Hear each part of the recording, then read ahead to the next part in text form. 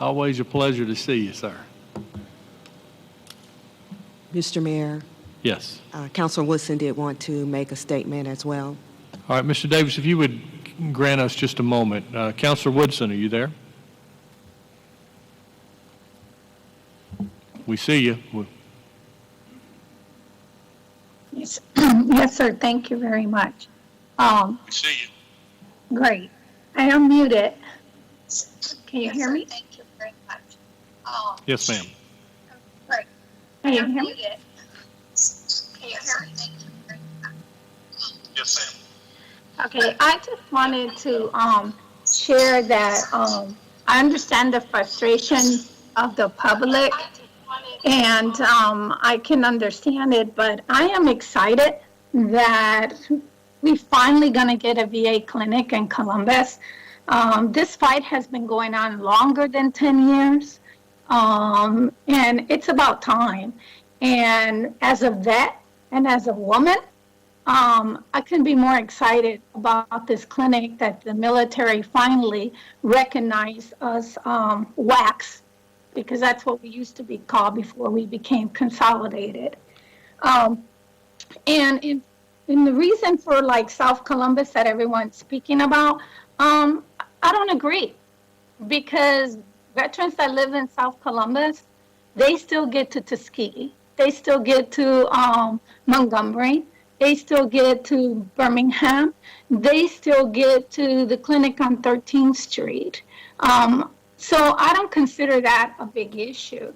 I want to applaud the city, because the city doesn't have to do it, but the city approving additional transportation for our constituents, it's a wonderful thing.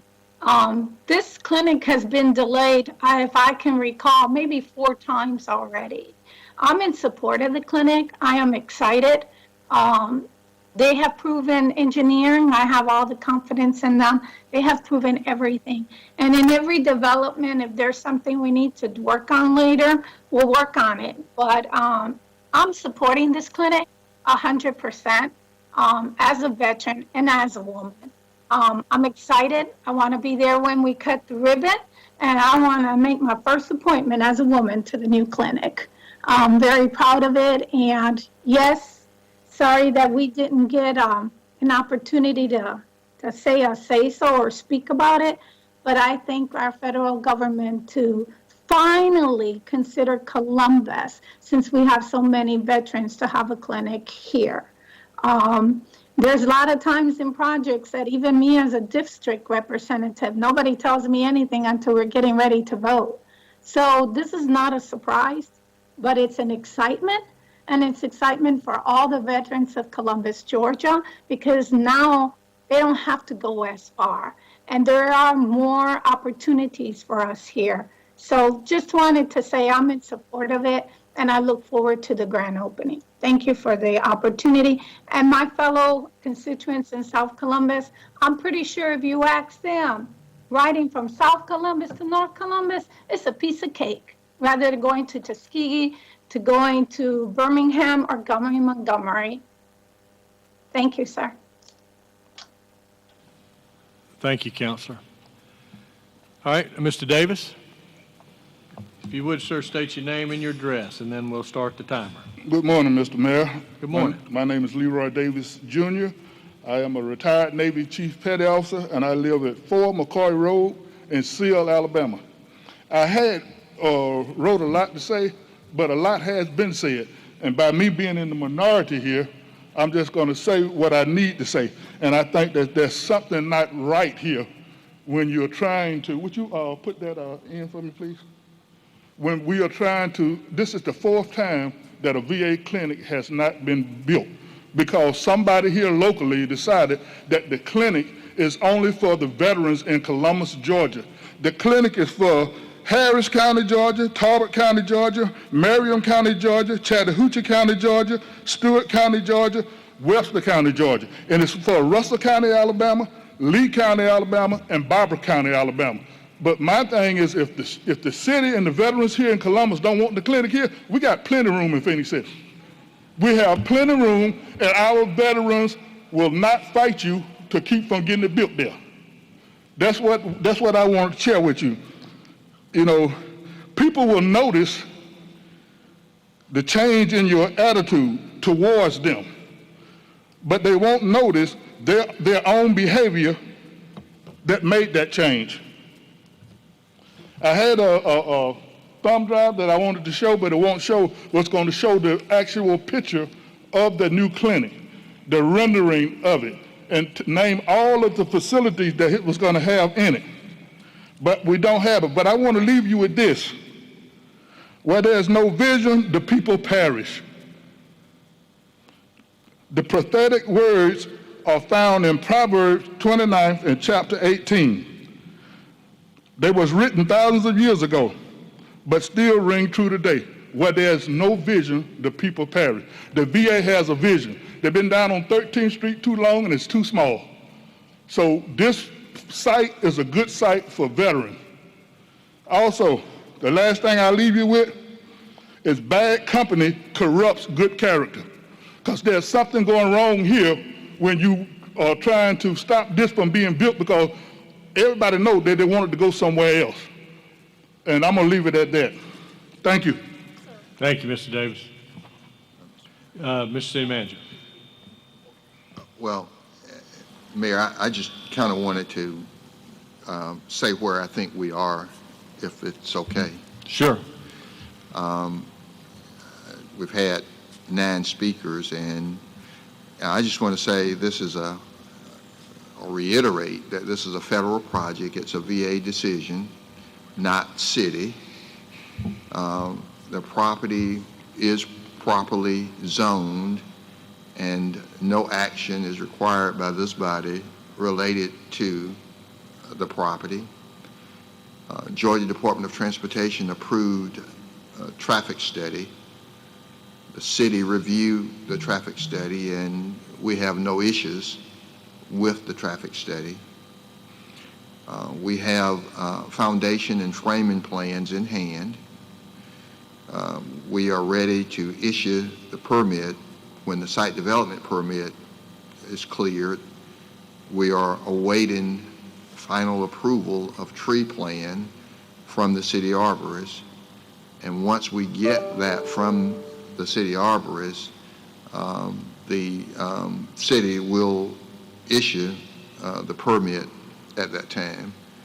And that's where we stand, and that's where we are at this point. Thank you, Mr. City Manager. All right, and it appears to be all Ms. Teresa Elamine, and I think she said she wasn't going to be able to attend. Did Ms. Manigault ever make it back? Doesn't look like it. Okay. Well, that brings the public agenda to an end. Thank you all very much for your comments and for your respectful way of addressing the council. We appreciate you being part of the process and sharing your thoughts. All right, move on to the city manager's agenda. Thank you, Mr. Mayor. We've number 2 on my agenda. We've already dealt with number 1. Is a termination of existing tax abatement for B, D, and K Food, Inc., and enter a new tax abatement agreement with Chairman Foods, LLC. Just a little background, November 2015, this council approved an enterprise zone application for BD&K Foods, Inc. BD&K Foods, Inc. has been purchased by Chairman Foods, LLC, and they wish to nullify the existing tax abatement agreement and enter into a new tax abatement agreement.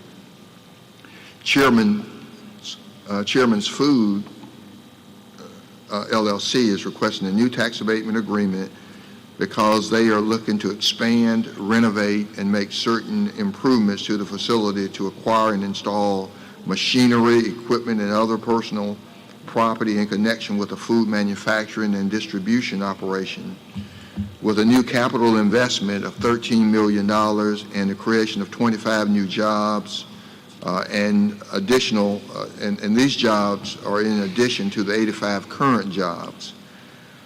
And so I am requesting approval to terminate the 2015 Enterprise Zone tax abatement granted BD&K and approve a new economic development incentives commitment agreement between the city and Chairman Foods, LLC, to become effective for 10 years, beginning with the 2021 tax year. There's a motion to approve by Councilor Barnes, and it was seconded by the Mayor Pro Tem. Comment? Comment, Councilor Huff. Yeah. I have no problems with this. I just wanted to ask a question. Will this be available in the future to all others? If we have someone that's participating in the abatement program and we get a new buyer, will we be able to offer this to the new person coming in?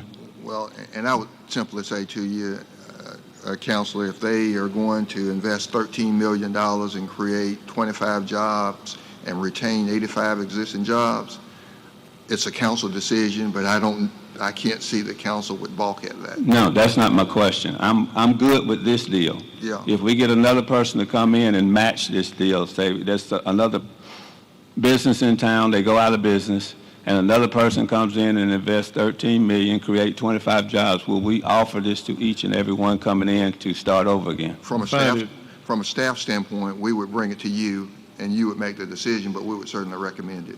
I find it hard to believe we wouldn't if we had an opportunity to save jobs that were otherwise leaving our community and add jobs to them with a new investment. I think each one is, just like all of the economic development opportunities we get, each one is kind of evaluated on its own merit. But I don't get to vote. It's up to council. No, what I'm But saying, my point is, I think anybody that brought that exact same deal would certainly be considered. I'm saying I'm good with this deal. Yep. I just got a couple of phone calls yesterday asking if someone was to come in, would this be available to others going forward in the future? That you 5 years into a deal, you sell, you get a new buyer, they create jobs, they invest a lot of money. Yeah. We just want, the question is, would it be available? So you're saying that staff would look into it and bring it back to us and... No, I would tell you as city manager, I would put it right before you as I'm doing today. Okay. With no hesitation. Yeah. And would strongly encourage and recommend it. Yeah, I'd love to have 20 Yeah, I'm just more trying to of get these. the questions answered for the calls I received yesterday. Thank you. Thank you, sir. All right, are there any further discussion? All in favor, please say aye. Any opposed? That passes. In fact, Mr. Mayor, we've got representatives here from the Chamber of Commerce. We've got Brian Solito and Amy Bryan here. And Brian, I'd love for Brian Solito, the Senior Vice President, Economic Development with the Development Authority, to be able to make some remarks. Absolutely. Ms. Solito. Good morning, Mr. Mayor. Thank you, Mr. City Manager. I won't belabor the morning. The City Manager laid it out. This is a economic development expansion project. It's also got a retention component to it. And it's a $13 million investment in the enterprise zone. And that is very significant. In my 16 years of working in economic development in Columbus, I can't recall a larger capital investment in the enterprise zone than this. The folks at Chairman's Foods are excellent folks, and they are committed to Columbus. The folks that ran BD&K Foods starting back in 2009 had a vision for what this company could become, and they grew it to what it is today. As the city manager explained, there's 85 people that are working in that facility today. They're going to expand that even more to have about 110 folks or more working there in the future. And we're very excited, and hopefully you are as well, that this is a significant expansion project in Columbus, and I thank you for your support. Comment. Thank you, sir. Thank you. Yes, sir. Councilor Huff?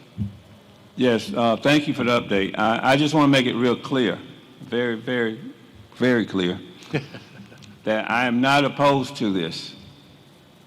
I am all for this. I welcome everyone that comes to Columbus to invest. But the question is, and since you're here, the city manager said he would bring it back. So with you being in economic development, the question, the two phone calls I received yesterday was all about as we move forward and try to grow Columbus, it's just something that will be available to others as they come. Nothing against BD&K and chairman and all that. We are all down to all votes for that project. Everybody's all applause. But going forward after this is all over, the next project and the next project coming in, if the numbers are right, will this be available to others? That was the question. Well, an expansion project or a new company always are able to take advantage of the enterprise zone tax abatements as you all have put forth. And in future cases, I will bring any project that's looking to invest in capital investment and jobs in that enterprise zone to the city for you all to approve. Absolutely. Yeah, I've received a lot of information back in probably 2013, 14, and took a trip to Albany, Georgia to kind of see how the enterprise zones and the different ones that you could use was utilized there. And I've been a proponent of it from the beginning. I'm excited about this project. Just moving forward, I know we have some opportunities. So I just want to make sure that I got the questions answered. Thank you. Thank you, sir. Thank you. Appreciate it. That's a good win. Next, Mr. Mayor and Council, I've got a street acceptance, Creek Rise Drive, Section 2, and then another street, Creek Rise, portion of Lake Bright Drive in Section 2. All right, there's a motion from the Mayor Pro Tem and a second from Councilor Crabb. Any discussion? All in favor say aye. Any opposed? It passes. And next I've got, and we bring this to you every year. The numbers may be slightly different, but it comes to you on an annual basis. The FY21 Public Defender contract, and I'm asking approval to enter into an agreement with the Circuit Public Defender's Office of the Chattahoochee Judicial Circuit and the Muscogee County. Motion and a second to approve. Any discussion? All in favor, please say aye. Any opposed? Passes. I've got a Veterans Court grant for FY21. It's $137,000. Motion and a second to approve. Any discussion? All in favor say aye. Any opposed? Mr. City Manager, do you want to continue telling us what that grant was for? Well, it's a grant, and it's the purpose of the funding is for Muscogee County Veterans Court, and it includes a cash match of $13,000, but it's a Criminal Justice Coordinating Council grant, and these are grants that they get on an ongoing basis. I've got a mental health court grant next, and it's $180,870 with a cash match of $18,000. Motion to approve from Councilor Crabb, second by Councilor House. Is any discussion? All in favor say aye. Any opposed? Continue with that. I've got purchases. We've got oil and lubricants for public works. All right, there's a motion for Councilor Barnes to approve purchases items A through H. And a second from the Mayor Pro Tem. Is there any that anybody would like pulled for discussion? All right, hearing none, we'll call the motion. All in favor say aye. Any opposed? All right, City Manager, would you run through those? Yes, sir. And Mr. Mayor, I do want staff to come up. Deputy City Manager Goodwin on H. It's an update that I want to share with you all about the CARES Act funding.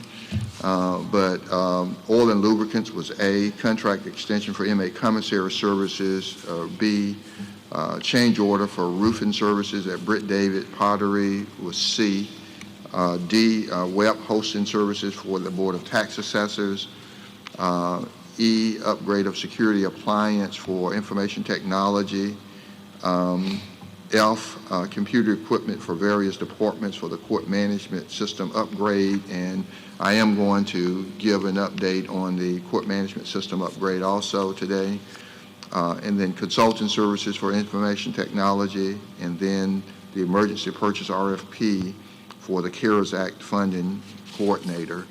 And Mr. Mayor, those are the purchases, and I do want to call up staff, and it'll be, if you don't mind, Mr. Boughton, I want to call staff and get through this, and then we'll get to you since we're on this. And so what I'd like to do is call up Deputy City Manager Lisa Goodwin on the CARES Act update, and she will be assisted by Deputy City Manager Hodge and the Finance Director as necessary, Angelica Alexander. But the CARES Act funding, Deputy City Manager Goodwin will talk to you about it, but it's a pressing matter before us, and it involves a lot of money and opportunity for us here in Columbus, Muskogee County, and we have got to we've got to get this up and going in a speedy manner. And I'm talking as she goes around to hand these out, but you may know that there were some direct cities that she'll talk about, cities or counties that received some direct funding, and then the governor received funding for all of the other counties or cities across Georgia, and we are still receiving instructions and waiting on some deposits to be made of some of this money into our account, because we've provided them all of the account information, and once we get those deposits going, we got to hit the ground running because we have some time-sensitive deadlines. With that, I'm going to turn to Deputy City Manager at this time, Lisa Goodwin. Okay, thank you. Okay, good morning. Ask them to, if they will, go ahead and put that presentation up. Deputy City Manager Goodwin, before you go, I need to go back, Mr. Mayor. I apologize. Deputy City Manager just reminded me that on the IT consultant service for information technology, Councilor Valerie Thompson needs to recuse herself. Okay. Not leave the room, but just don't vote. All right, well, we need a motion to reconsider G. All right, is there a second? All right, motion second to reconsider G. Is there, all in favor say aye? Any opposed? All right, now is there a motion to recuse Councilor Thompson? Is there a second? Motion second to allow Councilor Thompson for recusal. All in favor say aye. Any opposed? All right, and now I'll entertain a motion for item G. Motion and a second to approve. Any discussion? All in favor of item G, please say aye. All right, any opposed? It passes with one recused. Thank you.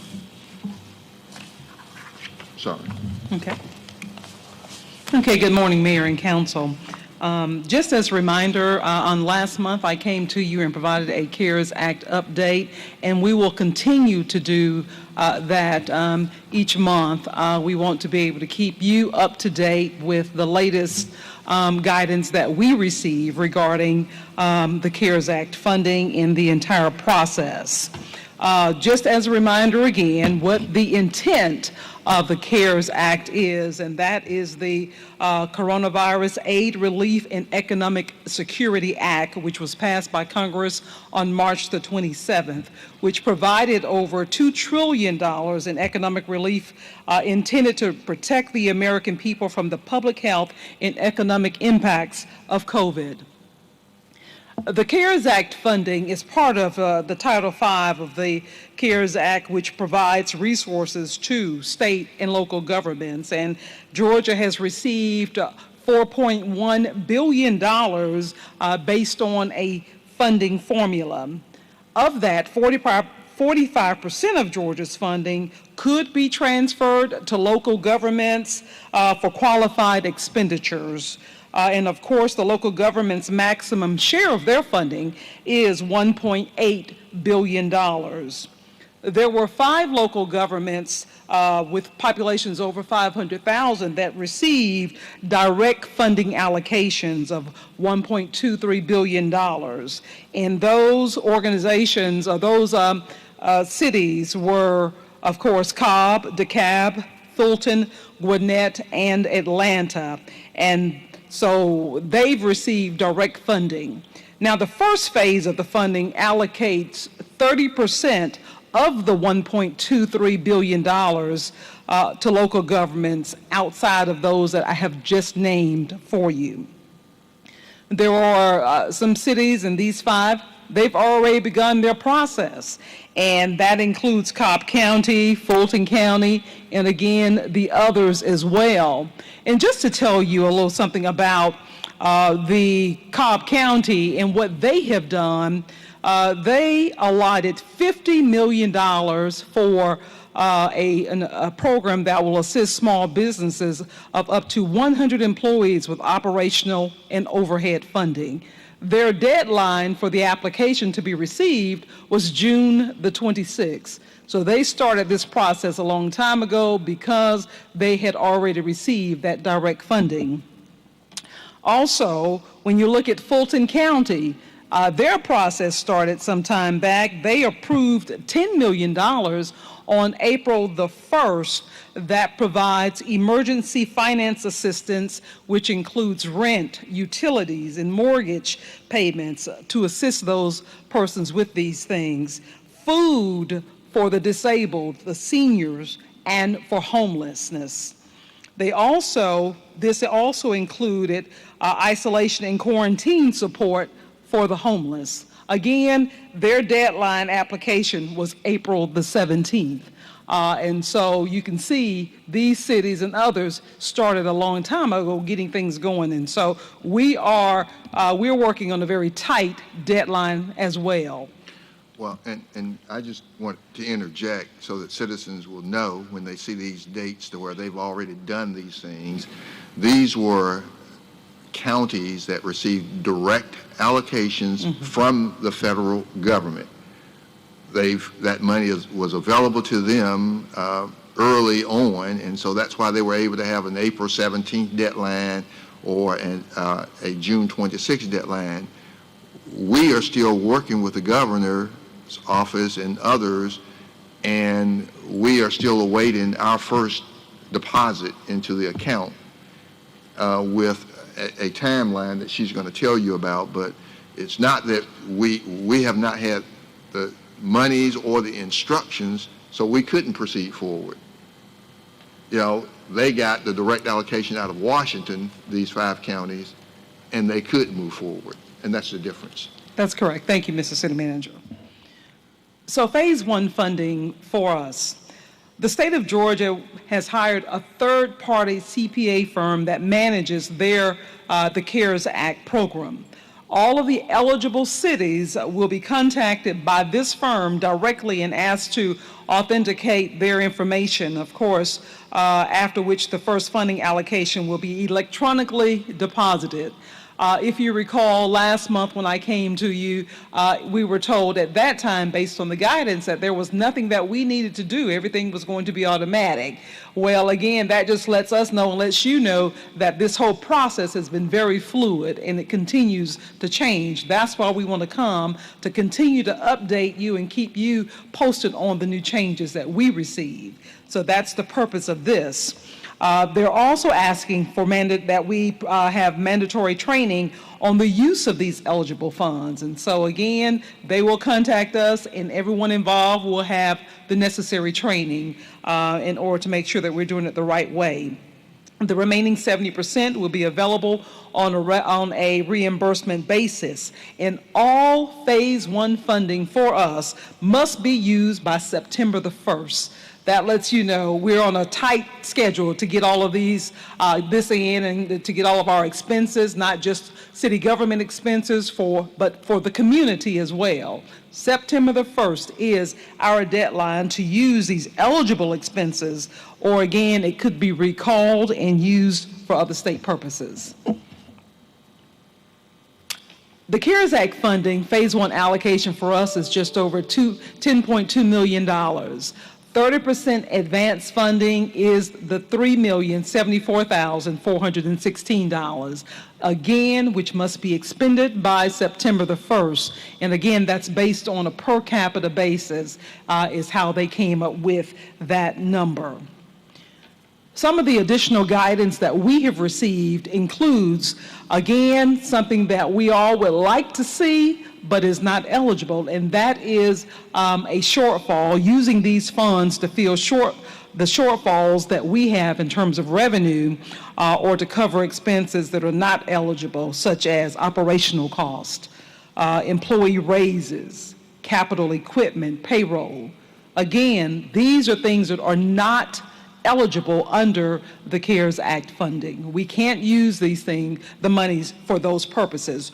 All of the cost for all these expenses that we will be incurring and others that will incur must be incurred before December the 30th, 2020 to qualify for funding. And so it's going to take a lot for us to get this information in and then to go through to ensure that what they provide us is eligible under this guidance. The partial list of some of the eligible expenses include payroll expenses for public safety and public health employees.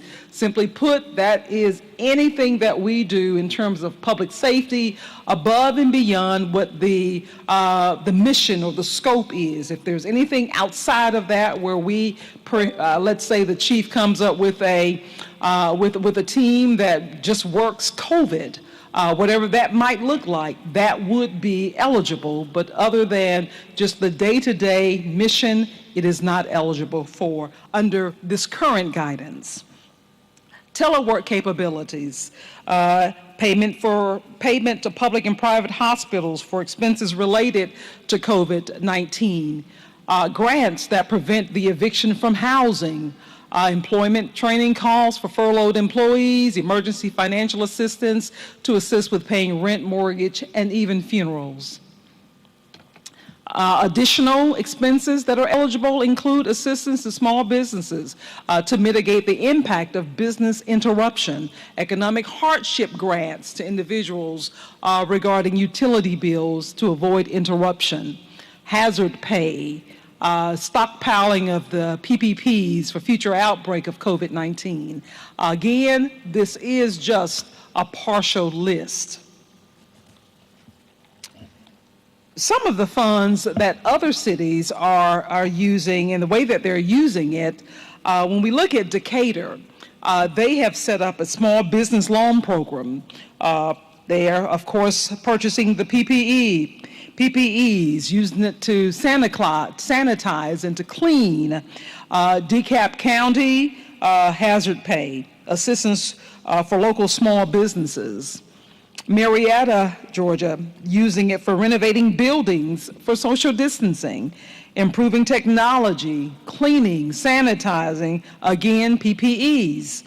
Cobb County, they're using it to enclose customer service windows, purchase audio and visual equipment for the city, similar to what we did here for our council meetings, and again, for their change of venue.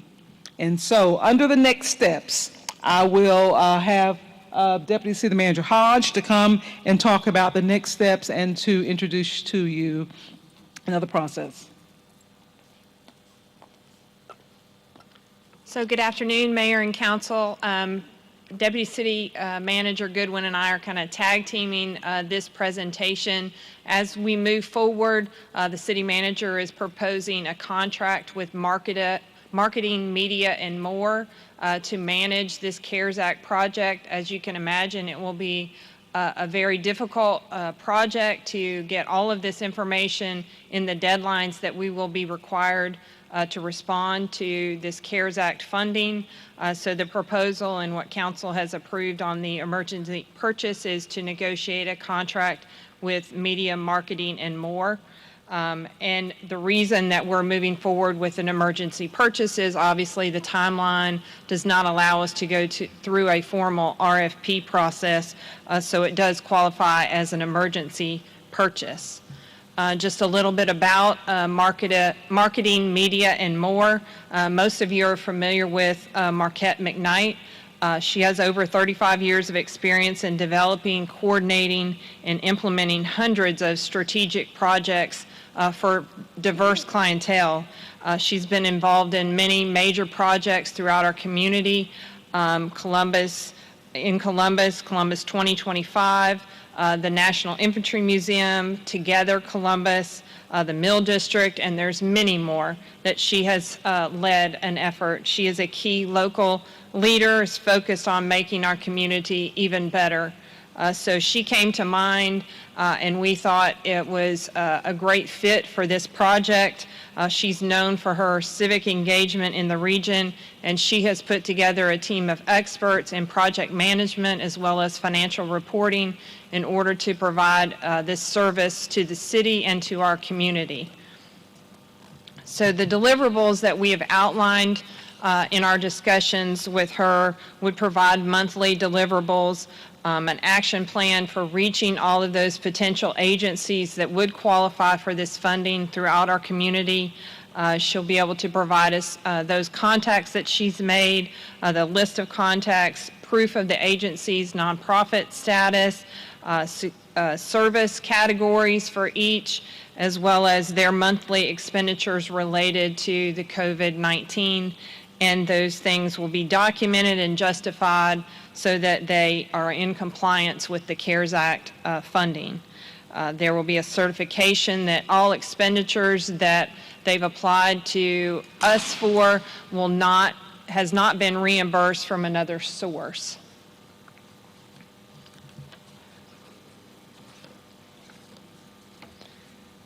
So the reimbursement, allocation, and distribution, after those deliverables have been provided, staff will work with media, marketing, and more to confirm those eligible costs.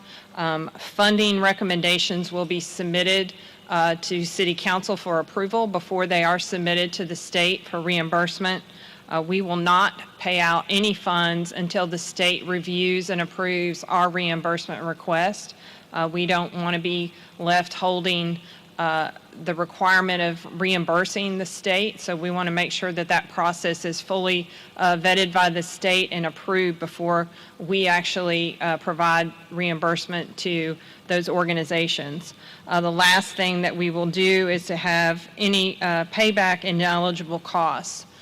So that will be closely scrutinized so that they are submitted for reimbursement correctly and that the city is not out any funding after this process is over. And again, we're happy to answer any questions.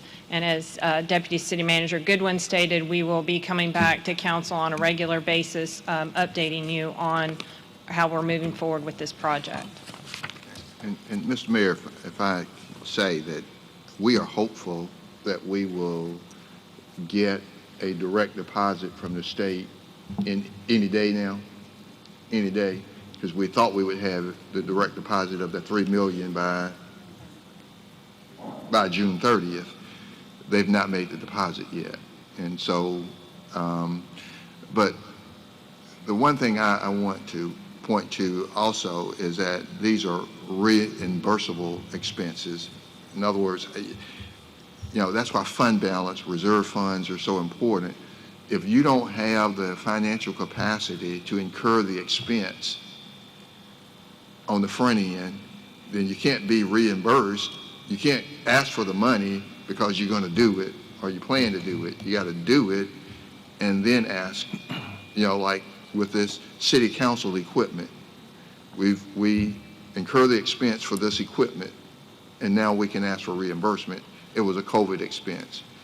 And we're trying to think out of the box for, and I'm talking to city and county managers, just so you know, and this, I'm just talking about what the city is doing, but everything that we are doing to prep our buildings and do things for COVID, whether it put up face shields, we spend the money and we can ask for reimbursement. And so we are trying to make sure that we capture all of our expenses so that we can get reimbursed. But the contractor that we have identified we'll be talking to hospitals and nursing homes and nonprofit agencies, all who have incurred COVID-19 expenses, and now they're asking for reimbursement, and even talking to businesses to determine small business grants, not loans, but grants, because of what they've gone through that's COVID related. We'd love to answer your questions, but we've got some sensitive timelines and there's a lot of work that's going to be involved in this. But we want to answer your questions. And we're going to come back really every meeting and provide you brief updates on how things are going. Mr. Mayor, any questions? No, I don't see any right now, but I think it was a significant move to hire somebody to hold, I hate to just say hold accountable, but to have them administer to all of the details that are going to have to be followed. I know I'm on a committee that communicates on a regular basis with the governor's office, and they keep telling us the same thing, that it's going to be this week you should get your first deposit, and then the next week they say this week you should get. So I think there's still a lot of things being worked out at the state level. I know they're working with that third-party agency to try to make sure that it is all dispersed. And then there's got an educational piece, as you pointed out, with the Department of Community Affairs. And so there's a lot of resources to have to pull together just to be able to identify what we can use this money on. Something as simple as, with some of our public safety departments that have people out with the virus, we're having to incur overtime. Overtime like that normally would really be quite a blow to our budget. That is likely going to be included in the reimbursable expenses. Absolutely. So, those are the normal things, but I think the creative approach that you're taking is to be commended, because I think the more we can identify ways to help the people in the community with this COVID funding, the quicker we'll get the momentum back in Columbus, Georgia. I do also want to just, as a reminder, to let you know that there is going to be a review process, that no monies will be spent or expended in any way until this council approves those, to allow us to send that to the state for review to ensure that everything, all the expenses are eligible expenses. And so it's not going to just be a payout, but it's going to be a review process once we receive all the information from our contractor. Staff will review, and then, of course, it will come to council before any monies are expended. Very good. Okay. If there are no other questions, we're going to call on the President CEO of Columbus Convention and Visitors Bureau, and then he will be followed with a court management system update by Deputy City Manager Hodge, as well as a transportation update by her. Mr. Peter Bowden. Good morning. All right. Thank Mike, you. Yeah. Sorry. All right, we good? All right, thank you. Good afternoon again. It's good to see everyone. If we start with our national level of travel industry losses due to COVID-19, alone is enough to push the U.S. economy into a recession. In other words, $910 billion in total economic losses and 5.9 million lost jobs. In Georgia, the travel industry represents $31.1 billion in spending and $6.4 billion in tax receipts, over 250,000 jobs. On the local level, visitor spending generates $364 million, supports 4,600 plus jobs, with payrolls of, with $123 million in wages connected to those jobs, or $577 in tax savings to local homeowners. Tourism is economic development for Columbus. Of course, COVID-19 has changed everything for everyone. And today I want to share with you what Visit Columbus, our team here at Visit Columbus, is doing to help in restarting the hospitality industry for the city. And we call it the Tourism Recovery Plan, or TRP. It consists of two phases. The first is focused on leisure Drive market. This is the first market that our research is saying is rebounding, and we have begun to already see that happen in our community. As people look for safe destinations to travel to, Columbus is one of those places. This table shows you where we are in phase one. We've completed the mitigation process, gathering research and developing a strategy based on the change. And we're working on several scenarios and timelines to reflect the dynamics that COVID-19 is impacting the community. Our current strategy is heavy social media across all platforms, Facebook, Twitter, Instagram, Pinterest, etc. It's about strengthening the brand of the destination and our reputation as an adventure destination with a vibrant food scene, arts and culture and entertainment. It's about increasing reach, audience development, and growing awareness about the amenities of those things that define our quality of life that we all know and appreciate it. And one of the key things about this process is that we've already had to pause this several times as conditions have changed, not just in Columbus, but across the country. We've met with our key stakeholders and event planners, and we've asked them to work with us by sharing their content, their photography, video, etc. And our intention is to share and leverage those stories, because by creating this cooperative, we can turn an audience reach of just 60,000 into 200,000 plus users and people that we engage with. Phase 2 of the TRP focuses on meetings and convention, which is a critical part of our economic development process.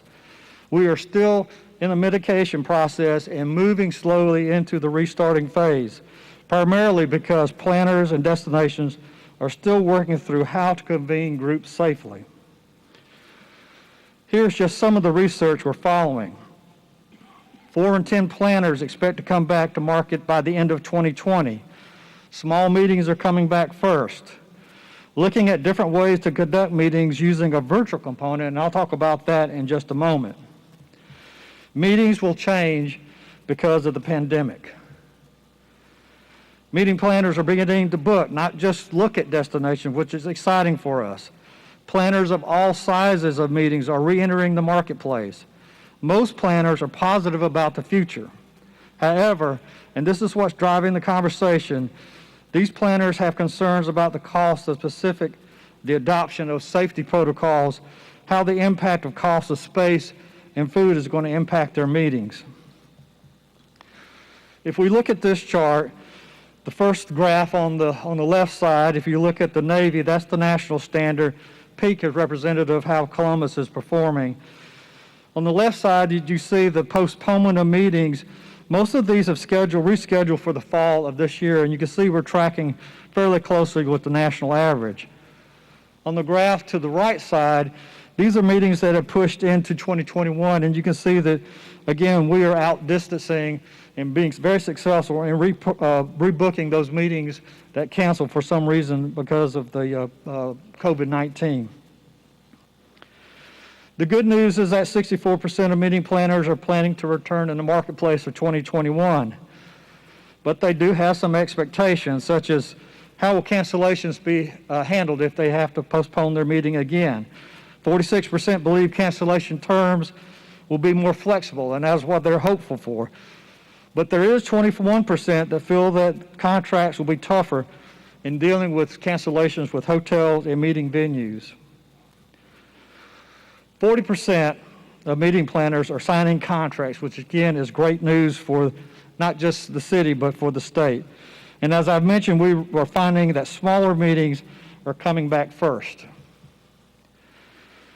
When we look at future events and how that planning is taking place, 22% of those planners are saying it's too early to truly plan. And we've seen that happen with additional cancellations or postponements into the future. 35% are predicting they will conduct the same number of conventions or meetings prior to COVID-19. However, and this is what's really exciting, is 7% expect to actually hold more meetings going forward. And then hybrid meetings. I mentioned this just a moment ago. This is the new trend in meetings and conventions. This is a concept of combining a traditional meeting experience with a virtual attendance. And what this does is it places those attendees that choose to attend a meeting virtually where they can actually be a part of the trade show process. They can go to one-on-one breakouts. They can visit with vendors. They can attend shirt sleeve sessions. And our team is currently researching this new concept to see how we can assist in the adoption of the experience and the technology necessary to make this happen. Planners do have concerns, and like everyone, COVID-19 has made this a forefront of our discussions. Meeting planners, attendees are no different of trying to navigate the impact of COVID-19 and what this means to their process in conducting business. The questions that venue managers have to address are to assure that their venues are clean and safe, and that these procedures have not only been put in place, but how these protocols are being communicated. Food and safety, such as no preset items or plated meals, or how buffet lines will work, all of these will add up to additional costs because of labor and the change of the concept of doing business. And of course, the rules change almost instantaneously. Once we figure it out, it moves again. And we have to be sure that we provide a positive experience for those meeting planners. Of course, to make things even more complex, as you all know, every state and city and building have their own process.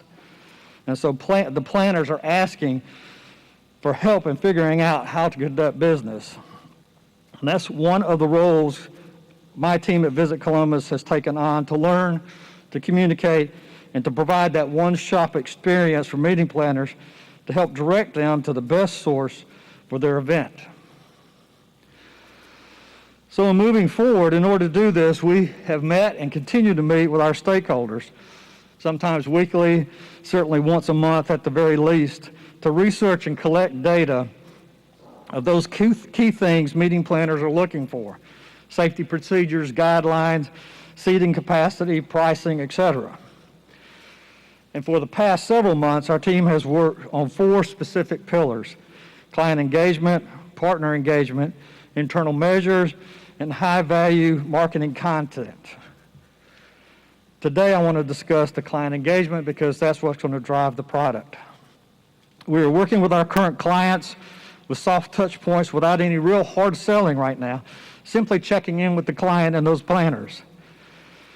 With the groups that we have also working with the groups that are impacted by COVID-19, who've either had to cancel or postpone their event, and we're working with them on how we can help reschedule those meetings. We've also focused on past clients, and these are the groups that haven't met in Columbus for some reason or another.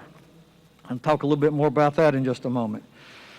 We've developed top prospects from that list, adding new accounts because things, as I said just a moment ago, are changing. We're looking at things like outdoors, healthcare, financial, corporate, and so forth. And of course, there's also our campaign of Bring Your Meeting Home, with a focus of working with local organizations like Columbus State University, civic clubs, government, etc. We feel like this is the low-hanging fruit, which will give us quick wins because those relationships are already in place. All of this target is targeting a drive market because no one wants to get on a plane right now, and Columbus has always been a strong drive-to market. Research is telling us that this is the primary market, associations, and they will be the first and are the first coming back. Again, we're looking for some quick wins. As well as a social market, this represents weddings and reunions, etc. But we're not overlooking other market segments, but again, our priority is creating demand quickly as possible in order to return to drive the economic engine for Columbus. There's also another part of the TRP program of our work that deals with driving awareness and demand of the convention center and the new hotel infrastructure in Uptown. Part A is maintaining a regular communication with our existing client base, and Part B is the awareness or shifting into the selling and prospecting mode of the new product that is coming online. Part A uses an email strategy, a paid media campaign with a target over 500,000 impressions beginning August through November. And of course, we're watching the timeline of when the shift from Part A to Part B, because things are changing. Meeting planner confidence may shift as we all work through the challenges of the pandemic. The steps of the email strategy include telling stories of new practices, the safety standards, and meeting dates availability in order to secure the best pricing for our clients. And again, looking at that timeline and adjusting the strategy as necessary. Part 2 kicks everything into high gear with a heavy awareness and selling of the new hotel product, pricing, convention package, and bonus types of activities that planners are currently looking for their attendees. The awareness campaign will pull from major markets where planners are looking to avoid high-density areas, and Columbus is perfect for that scenario. We'll prospect groups that could not meet in Columbus because of lack of infrastructure that has been corrected, and our goal, of course, is to generate leads, promote the new product, and build and maintain planner relationships. I do want to shift gears for a moment just to let you know how the market is doing. This chart represents hotel occupancy based on Smith Travel Research. The yellow line represents hotel occupancy from last year, and this is just a snapshot beginning the week of April 18th. The blue line or teal line, depending if you're colorblind or not, represents this year's current trend.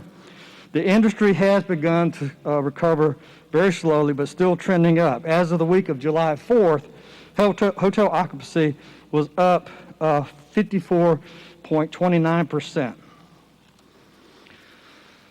If we look at average daily rate, the same process. The yellow line represents last year's performance. The teal line represents this year. Again, we see a trend moving upward. Again, very slowly, but as the week of July 4th, the average room rate was $64.74. Weekends being our strongest time frame. And then finally, we heard a lot about CARES, but this is a very positive spin on the word CARES. It's part of the awareness campaign that Columbus is a safe destination for visitors, and we've developed a safety program or pledge called CARES. Columbus's amazing resources ensure safety. It is a pledge that as provider, whether you're a hotelier, restaurant, event planner, any business in Columbus for that fact, that the management and staff have taken a pledge to provide a safe environment and experience, from hand washing to wearing face masks, practicing social distancing, etc. And on the flip side, the pledge asks visitors and patrons to follow the similar procedures. We've developed an entire toolkit and provided that to our stakeholders and to the hospitality industry as a whole. And of course, anyone that is viewing this presentation, if they'd like a copy of that, we'd certainly be glad to send that out to them. That's our story today. I want to thank you for the opportunity to talk to you about this. Developing the tourism recovery plan for both leisure and meetings and conventions, driving demand for the new hotel product in Uptown, and then providing a branded safety guidelines to mitigate concerns about COVID-19. Peter, thank you. And it's what I think we've all kind of hoped for and maybe anticipated a little bit, is that as much as Columbus had going on prior to this pandemic, we were very hopeful that we would come out of it kind of quickly. And I know it's still going to be a process, and we're not through the pandemic yet, by the way. It's going to continue to have an impact on us. But it is encouraging to see that we're seeing some positive indicators. And I appreciate all of y'all's hard work, because you're right. In this area, because of our dependence on hospitality and serving jobs, tourism is economic development, and we desperately need to continue to keep that going. Right. Thank you. Any other questions for Mr. Bowden? Thank you.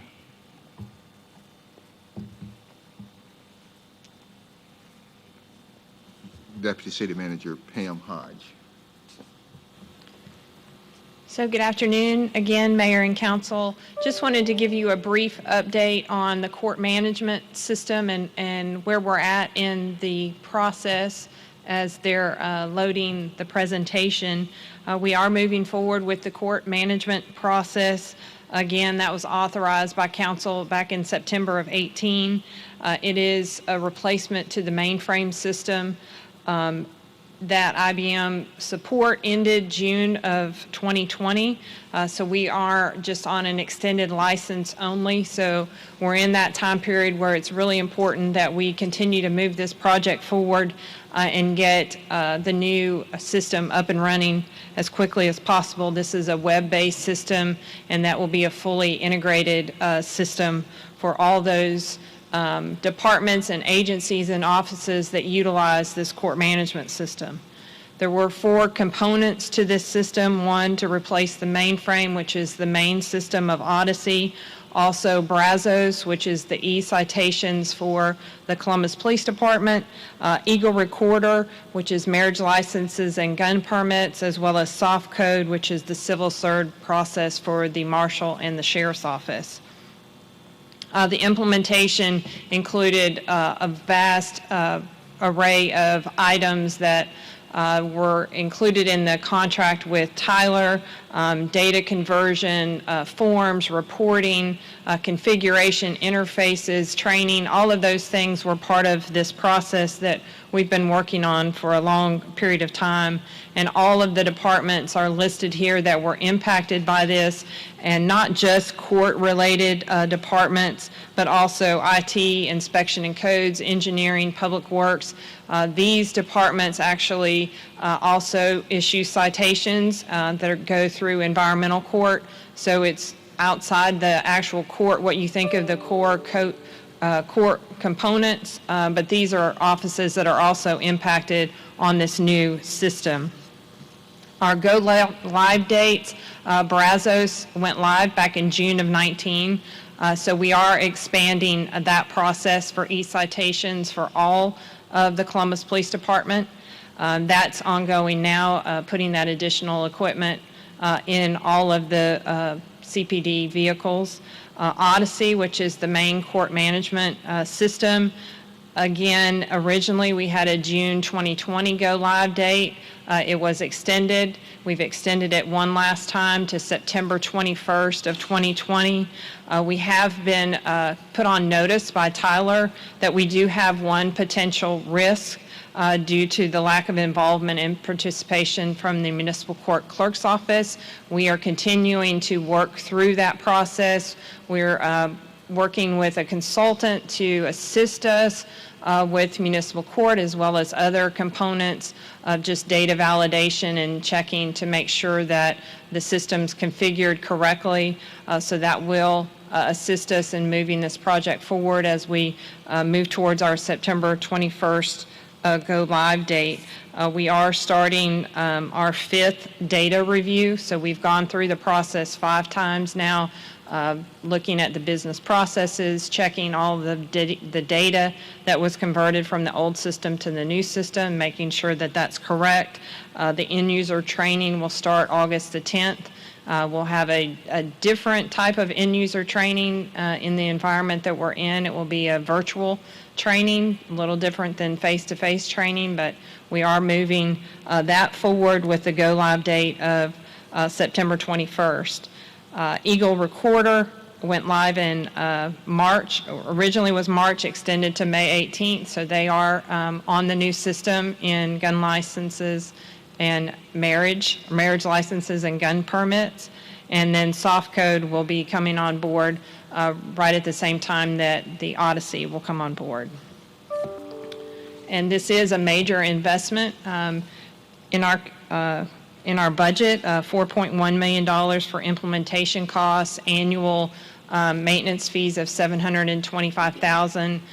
Council authorized additional capital purchases of just over $1 million for all the computer and necessary equipment for that e-citation and all of the police cars. So this is a major investment, and we are working diligently to make sure that this is a successful implementation and go live date for September 21st. The IT director is here as well, and I think wants just to make a brief comment about where we're at with the mainframe.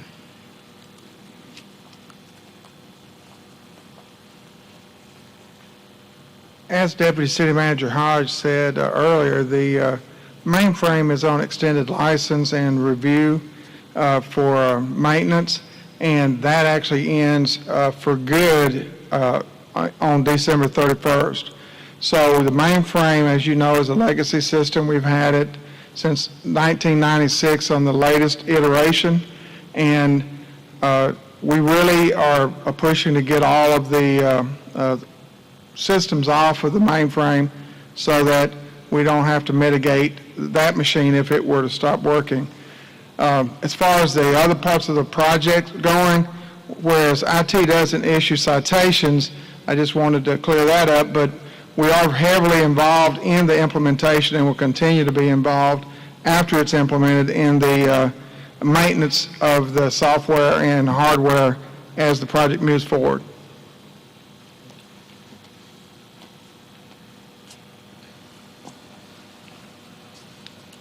There's no questions on that. I'll move on to the transportation update.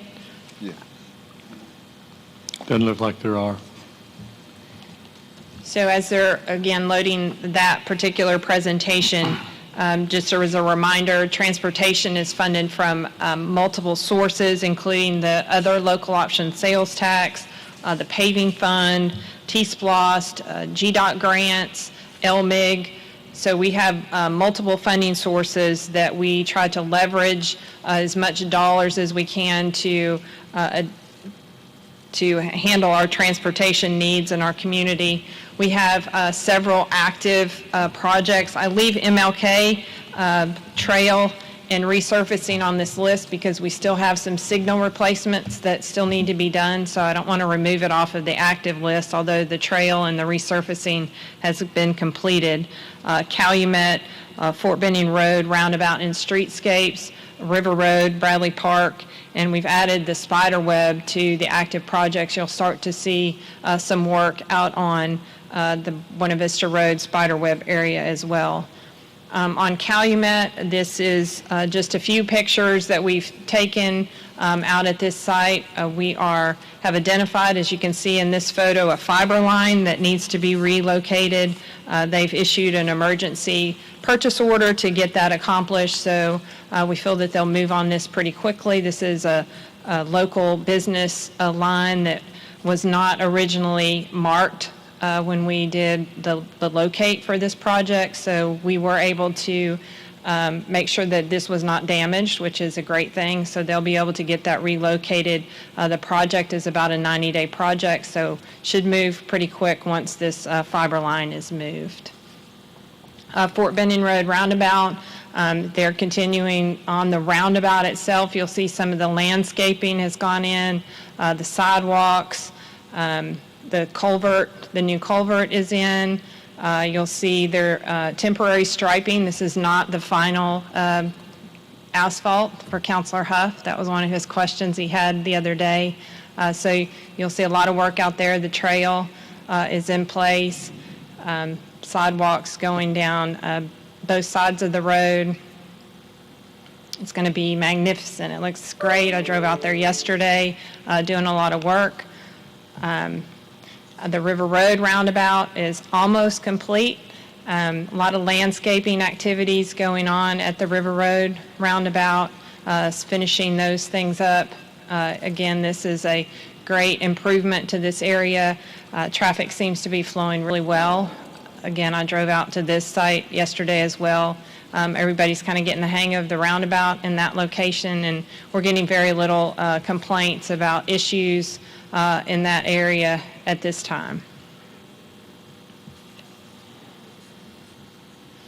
There are other projects that are under development or design, and I'm going to let Director Newman talk about those that have some activities that are going on, just to make you aware of those activities. But we have 3 slides full of projects that are moving forward at this time.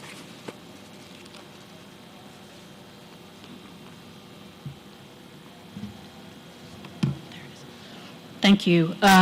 Real quickly, just to run through these, the Buena Vista Road I-85 project is one that's going to be managed through the DOT. That has been bid out and contracted, and some preliminary engineering layout work is beginning, as well as you should start seeing some demolition of existing structures that have been purchased as part of the right-of-way acquisition. You should also begin to see utility relocation work, and all of that has to be done prior to the actual construction. But you will begin to see activities really soon, if not already. The Casita Road I-85 interchange, that is still under the development, again being managed through the DOT and their engineering consultant.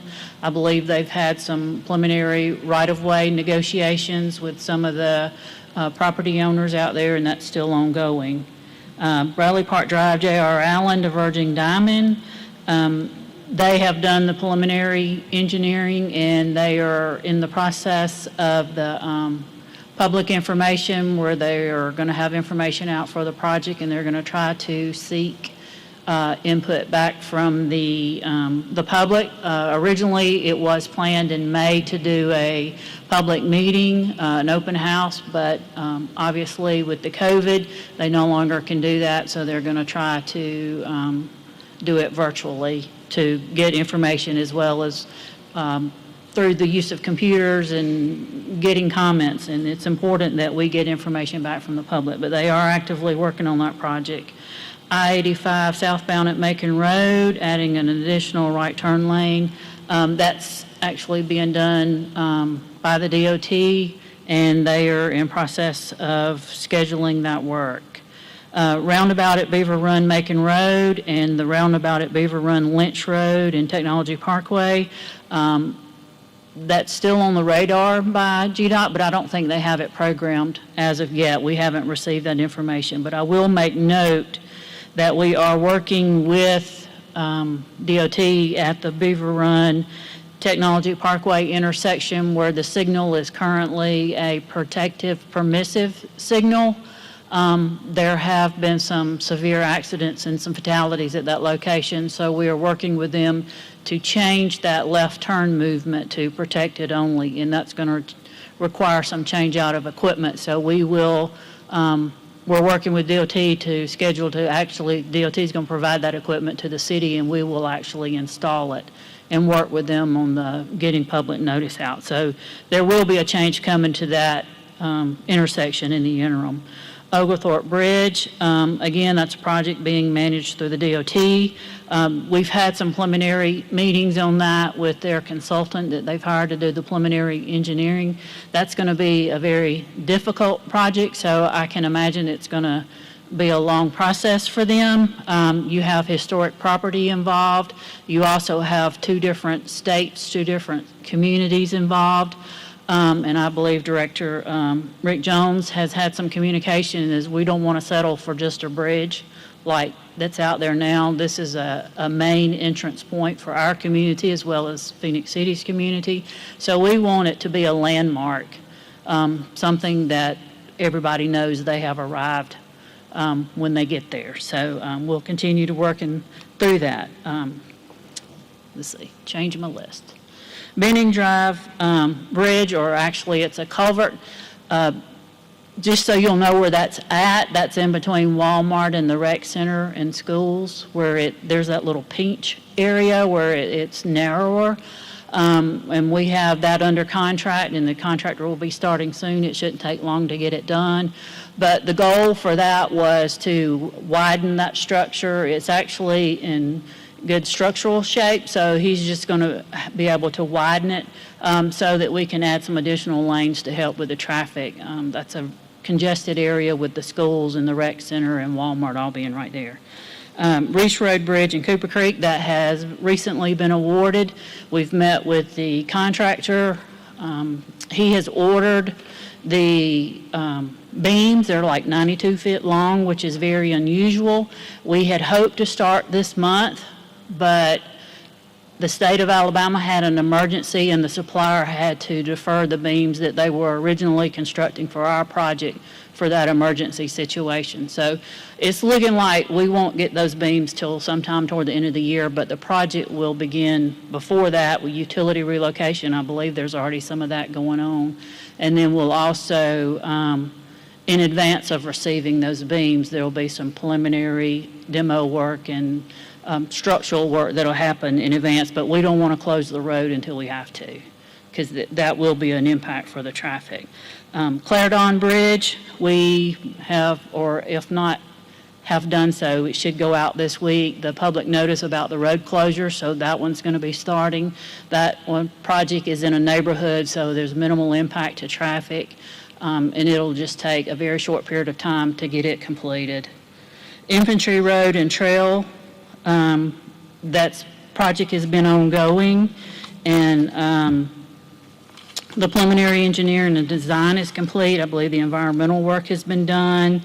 I think it's under right-of-way acquisition at this point in time. Military Drive, council recently approved the project framework agreement, and planning will begin in the process of bidding the project for design in sometime in 2022. Mott's Green, we recently received bids, but we only had one responsive bidder, so that is out for bid again. And as noted in the council package, those bids will open again on August the 5th. Fortson Road, Williams Road, we are under right-of-way acquisition. We've recently had a meeting with one of the property owners. Sometime what happens is in between design and construction, you have development or changes, and so we've had to make some minor adjustments to the plan.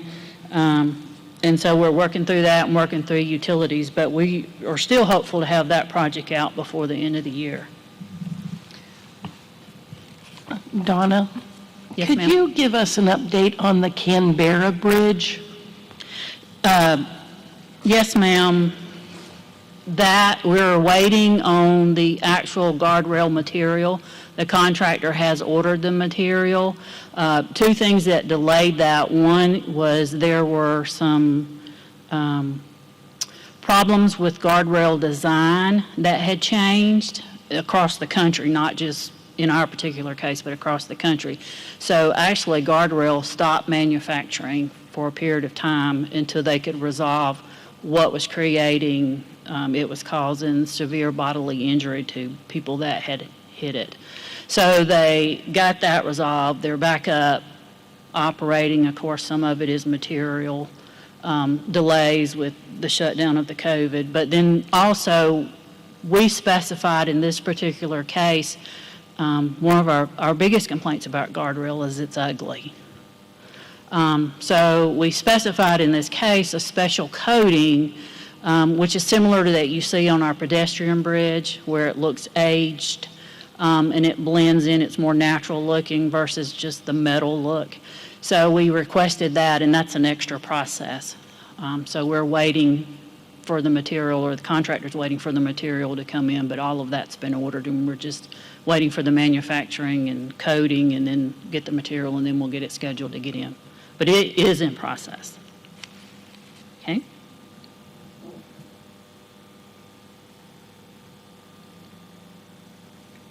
Where's that? Okay. A couple of studies that we've had going on. The first three, 8th Street, 17th, and 13th, were grouped into one proposal that we were working on, and the traffic obviously has changed now, so we didn't want to proceed forward with that and not have good results, because a large part of the complaint was the speeding and the volume of traffic, and with specifically on 8th Street with the hotel being shut down, the Trade Center being shut down. And then we also, jumping down to Steam Mill Road, we had that study out, and that's a corridor study. And then what we decided to do was to go back and reformat those first three again, 8th Street, 17th, and 13th Street, in a similar passion, where we're doing something more formal, if you will, more comprehensive.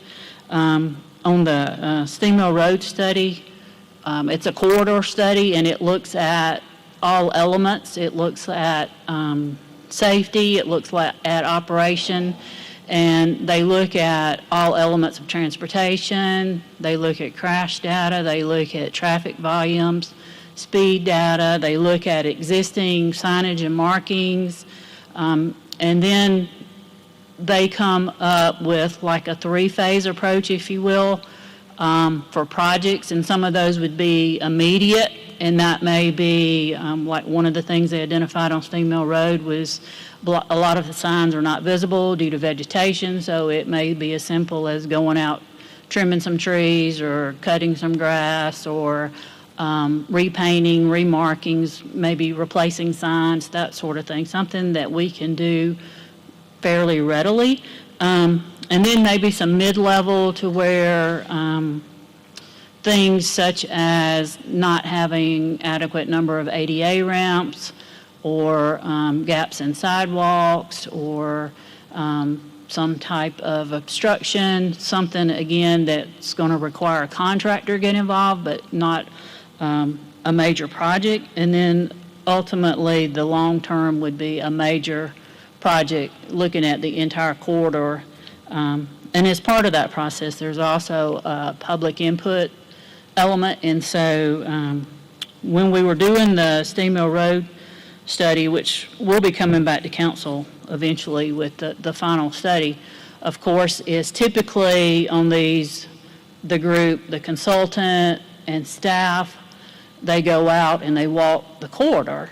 Well, obviously we can't maintain social distancing and do the things that we need to do for the COVID. So the consultants had to do that, and because of the large number of people they have involved, they had to do it in multiple visits. So there was only, maybe 3 going at one time, and then we did some of that virtually on the computer. So it has really changed the way that we do business. But similar process will be going on for those other streets. I know Councilor Walker asked about those routinely. Second Avenue and J.R. Allen, those are both underway, and I think they were recently obtaining public input from the study, and I think we are waiting on the final results of the study, and I'm sure that will come back to council as well. And then the last one that I have is Salmon Road, Beaver Run. As you may have seen if you've been out that way, is the DOT has put in the 2 turn lanes that they committed to.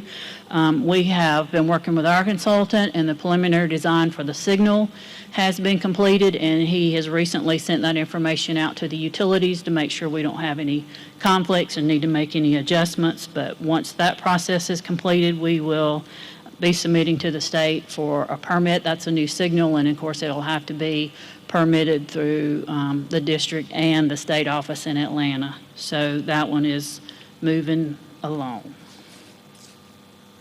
And I believe that's it. Are there any questions?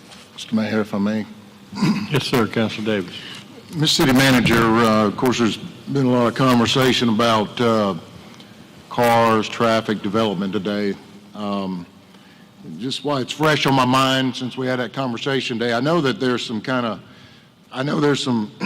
funding that's kind of squirreled away in some places for the Double Churches Whitesville intersection. I think we had some money in the budget this year for Whitesville Road. I want to bring a couple things up to you, and just if we can start some dialogue and some conversation. I think it's about time. I wanted to let the River Road roundabout and that stuff get finished, because in the district I represent, there's only so many roads that you can use to get in and out. So Britton Road is one of them. Right now the church is being built on Britton Road, and it's close to the subject site we were talking about today. I know there's been some talk about maybe creating a cul-de-sac there. I don't know who all will have to be involved. I know we've had some talks to DOT, some others, but there's some talk about that maybe it might be a good idea. I know there's some that may not, but we may have to put some kind of meeting together or something to try to start that process. I'd like to, because I know that the church there is getting close to opening. I know the road's going to have to get it needs some TLC because of the construction traffic and all in there. I'm sure we'll take care of that. But the other one would be Whitesville Road. What was interesting, I was looking at some of the traffic counts on all of the road, and I didn't realize, but Whitesville Road has almost as much or more than River Road and in Bradley Park. I didn't realize that, but it's got tremendous traffic count, especially the intersection at Double Churches and Whitesville Road. But I'd like to start opening some conversations about that, because I think we need to kind of get ahead of some of those things. Whitesville Road is a very narrow, nighttime can be extremely dangerous, especially pedestrians, but I know that's on our radar. If we can maybe start some dialogue on that to try to see what the next steps would be. I know you mentioned to me a while back that you'd like to hear from citizens and get some input before any engineering or anything like that's done on the civil side. I know we talked about Whitesville Road from Whittlesey, New Whittlesey, Synovus Bank, all the way to Williams Road as maybe a part of the SPLOTS project, but that's kind of been delayed, and certainly it would need additional funding, but maybe there's a way we can start getting ahead on some of this stuff. Thank you, sir. All right. I think that's it for the questions. Okay. Mayor, that is going to conclude my agenda, but I would like to just take a quick moment to recognize and thank those who have converted the Civic Center venue to a council chambers and were instrumental in making the purchase of our own equipment possible, knowing that we would get reimbursed for it. Deputy City Manager Lisa Goodwin, and certainly she could not have done it without our CCG TV manager Mike King and Bruce Lee, and it's only two of them, and they make all of this happen.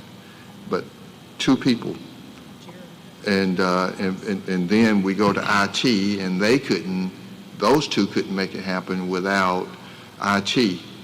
And I know that every person in here knows Jeremy.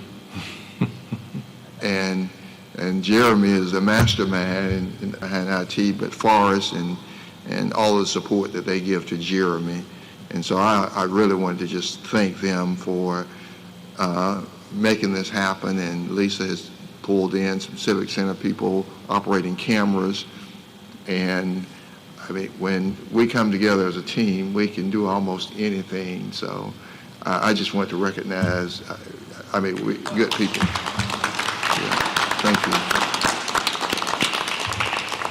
Absolutely. In fact, I know Jeremy's holding his breath. He actually gave me something that I can manipulate the microphones. I'm scared to death to touch it. So I'll get another lesson before I'm afraid I'll shut everybody off, and then I'll have everybody mad at me. So, yeah, absolutely. It's no small feat trying to turn an arena into a council chambers. But that concludes my agenda, Mr. Mayor. Thank you. Thank you. Anything else for the city manager? Madam Clerk, it's your agenda. Good afternoon, Mr. Mayor and Council. For the clerk's agenda, item 1 is a resolution excusing Councilor Thomas from today's meeting. Motion to approve from Mayor Pro Tem. And the second from Councilor Crabb, I believe. All in favor say aye. Any opposed? There's a motion that the minutes are received. Second, all in favor. Is there anybody that wants to pull one of those boards and have those minutes revisited? All right, all in favor say aye. Any opposed? They're received. Next, we have board appointments. Mr. Mayor, we have your appointments listed for the Convention and Visitors Board of Commissioners. And you are renominating Amish Dawes to serve another term of office, and Dan Gilbert to succeed Cameron Bean, and they may be confirmed. There's a motion and second to confirm. All in favor, please say aye. Any opposed? All right. Next, we have council appointments that are ready for confirmation. The Planning Advisory Commission, Ms. Sheila Brown was nominated by Mayor Pro Tem Allen to succeed Mr. Wallace Davis. She may be confirmed. Motion second to confirm. All in favor, please say aye. Any opposed? She's confirmed. Next, we have council appointments. Any nominations will be listed for the next meeting. For the Board of Water Commissioners, for the last meeting, Mr. Rodney Close was incorrectly listed as not being eligible to serve another term. However, after some further research, it was determined that he is eligible. He has only served one term, and he is interested. I'm sorry, who was that? He's been renominated. Okay. Councilor Huff has renominated Mr. Rodney Close, and we will bring this back for the next meeting. That's all I have, Mr. Mayor. All right. We did have a request for an executive session on a couple of items. I think one is on personnel and one is on litigation. Okay. So I'll entertain a motion to go into executive session. Have a motion and a second. All in favor, please say aye. Anybody opposed? All right, we'll go up to executive session. Welcome back. We have been in executive session. We discussed litigation and personnel, and there were no votes taken. With that, I'll entertain a motion to adjourn. Motion and a second to adjourn. All in favor, please say aye. All right, any opposed? We're adjourned. Thank you. Hello, Columbus, Georgia. I'm Judge Lynn Toller of Divorce Court, and when I'm in Columbus, I watch CCG TV.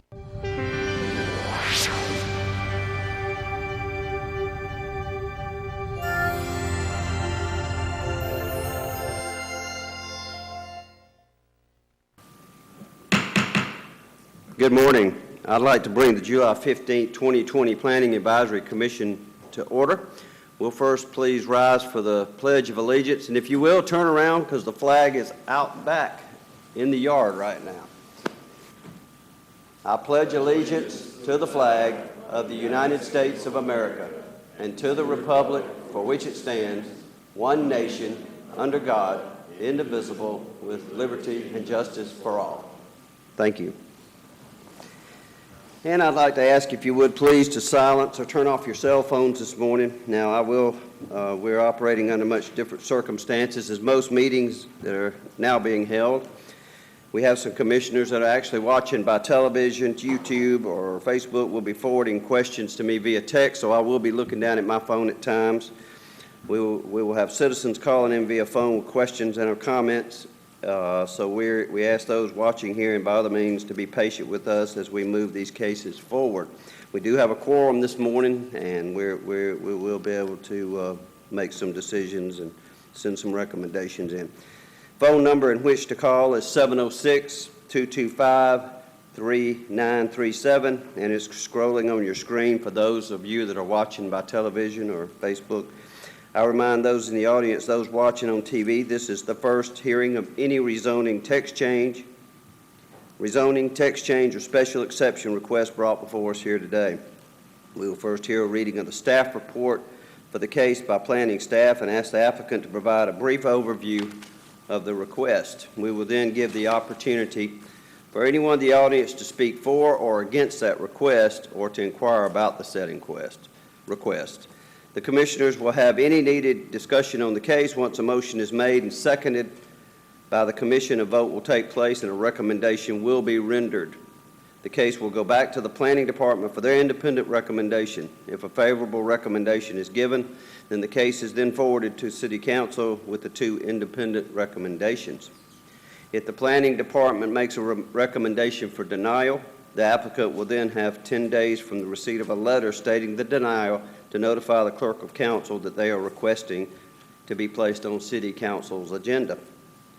The City Council of Columbus will hold a public meeting, and it'll be called the first reading. Said council will then consider the case, review our PAC Planning and the Planning Department recommendations and hear discussion on the matter.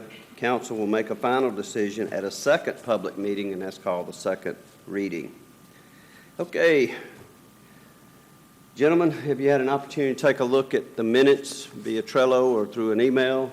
Do we have any discussion about the minutes that need to be changed, or did you see any things that need to be corrected? All right. Nothing said, nothing text, so I assume we will just go with the minutes from the last meeting. All right. This brings us to our first case. It's a rezoning case, REZN 05201775. This is a request to rezone 0.13 acres of land located at 2900 11th Avenue. Current zoning is SFR 4, which is single family residential 4. Proposed zoning is RMF 1, which is residential multifamily 1. Proposed use is a triplex. Matthew Haggerty is the applicant. This property is located in Council District 7, Mimi Woodson. We'll hear from Mr. Johnson first from the Planning Department. Thank you, Mr. Chairman. REZN 05-20-1775. This case is consistent with the comprehensive plan, Planning Area D. Current land use designation is single family. It's inconsistent. Current land use designation is single family residential, as is the future. It is compatible with existing land uses. The property does not lie within a floodway and floodplain area. The developer will need an approved drainage plan prior to issuance of a site development permit.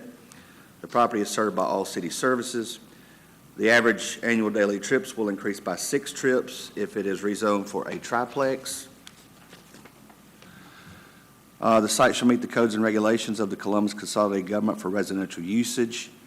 There's no school impact, no buffer requirement. This is not within Fort Benning's notification range. This is not a DRI.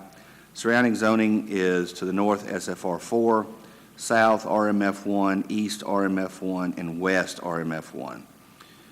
50 property owners within 300 feet of the subject properties were notified of the rezoning request. We received 1 call in opposition, and then we also had a petition submitted that you've got there on Trello with about 5 pages worth of folks in opposition. There's no ITE trip generation for the triplex, but an additional 6 trips is accurate. And that's all we have on this, other than in 2016, we started the rezoning process in the Waverly Terrace neighborhood to take single-family homes of the folks who participated from RMF 1 to SFR 4 to eliminate opportunities to convert houses into multi-family units. This was one of them that was rezoned to SFR 4 finally in 2017. And so this is an attempt to take it back to RMF 1. Okay. All right. Commissioners, y'all have any questions? Mr. Johnson? Yes, sir. Mr. Brandon? So looking at the planning map, though, I mean, it appears a lot of units or pieces of property in that block and surrounding are still RMF 1. So were there not a lot of people that took advantage of that, or? There's a lot of rental in there. So most of the folks who took advantage of it were homeowners. Okay.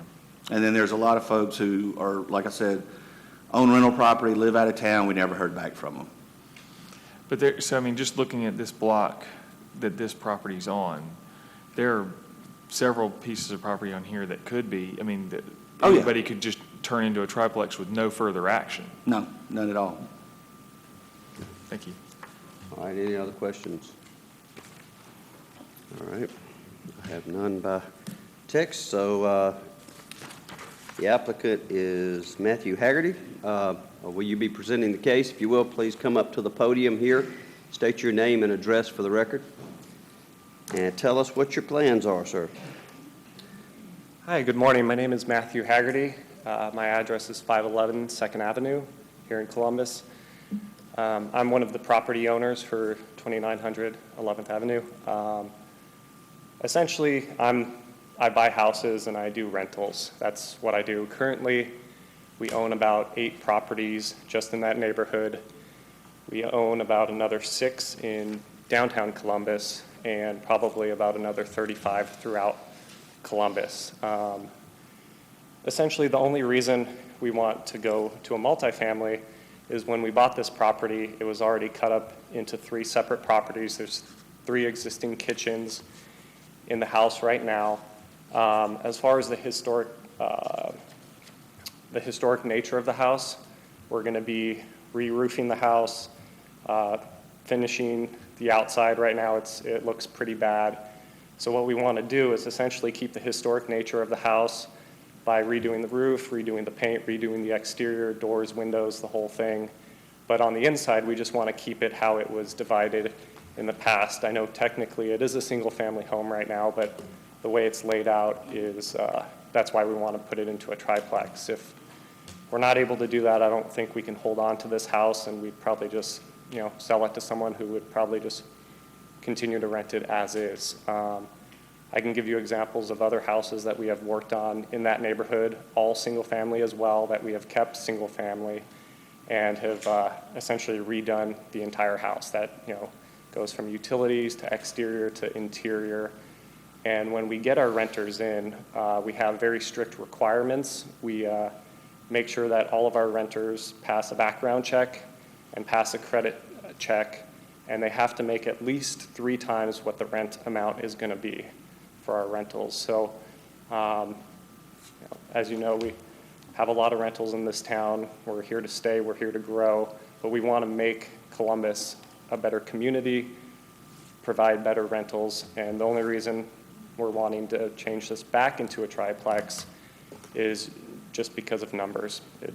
Everything else is just numbers at that point. So if you have any questions for me, I'd be more than happy to answer them. I'm also happy to give you any contact information of myself or our company in case you guys have any further questions or concerns.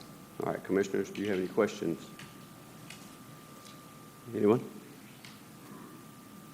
All right. Thank you, Mr. Haggerty. Appreciate your time. Thank you. Thank you. All right, is there anyone in the audience like to speak for this case? Please come forward at this time. And if you would, please state your name and address for the record. Good morning. My name is Libby Smith. Mike Johnson and I are here to represent Waverly Terrace. I am president of the Waverly Terrace Historic Association. Ms. Smith, could you pull that microphone? There you go. Thank you. Thank you very much. Okay. Thank you. Mike Johnson and I represent Waverly Terrace Historic Association. I am president of our organization and Mike is secretary. My husband and I have lived in Waverly Terrace for 17 years. We've worked over that time to try to stabilize this district. Many of you are probably familiar with Waverly Terrace, the old Columbus Junior High School. We worked to help get it stabilized when it was deserted basically by the school district. My husband and I live only a block from this house. Once it was rezoned single family, a family did live there, took very good care of the house, but he was transferred out of state. Most of the problems that we have run into in our district have come from these houses that have been converted to multifamily. You have houses that have what they call apartments, but they're more like studios. They are not air conditioned. There's hardly any room. The turnover is every few months. Most of the rowdiness, drug problems, prostitution come from these homes.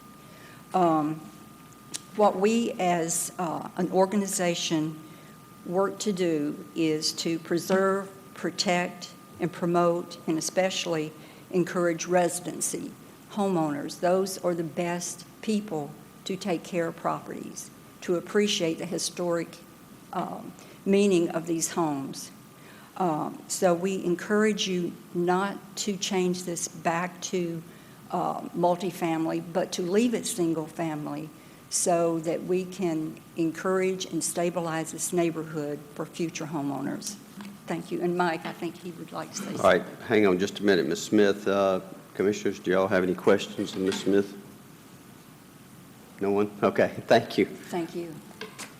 All right, is there anyone else like to come speak for or against this case? Please come ahead and come to the podium and give me your name and address again for the record, please.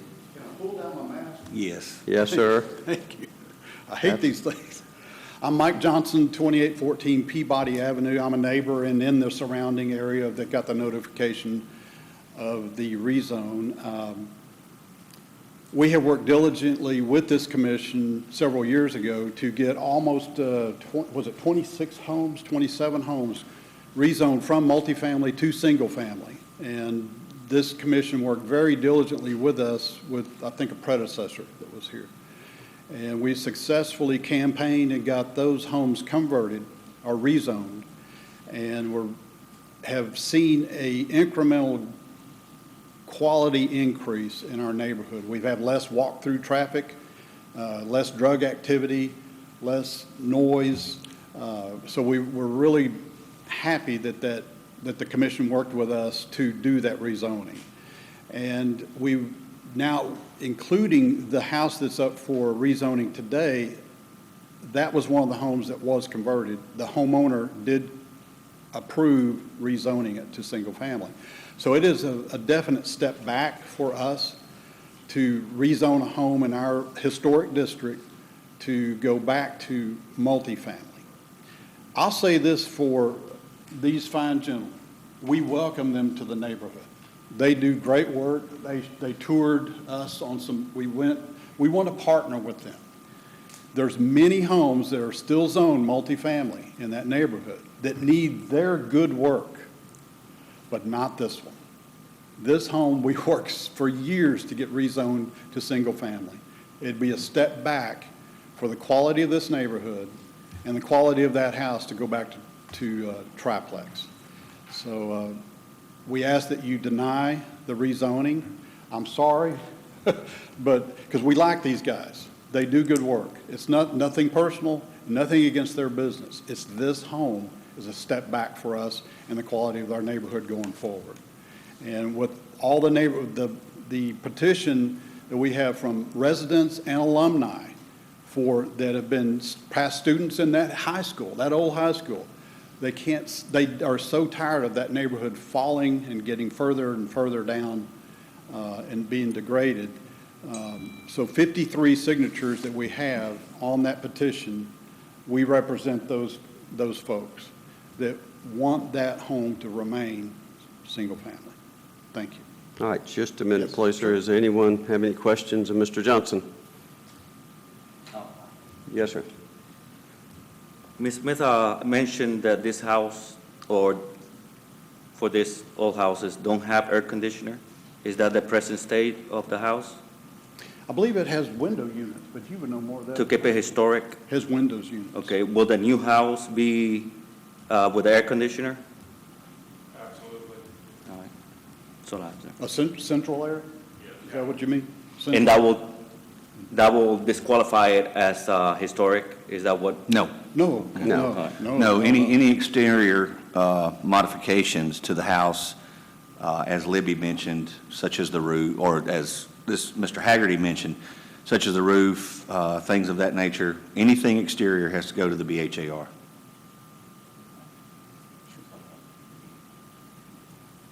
All right, any other questions?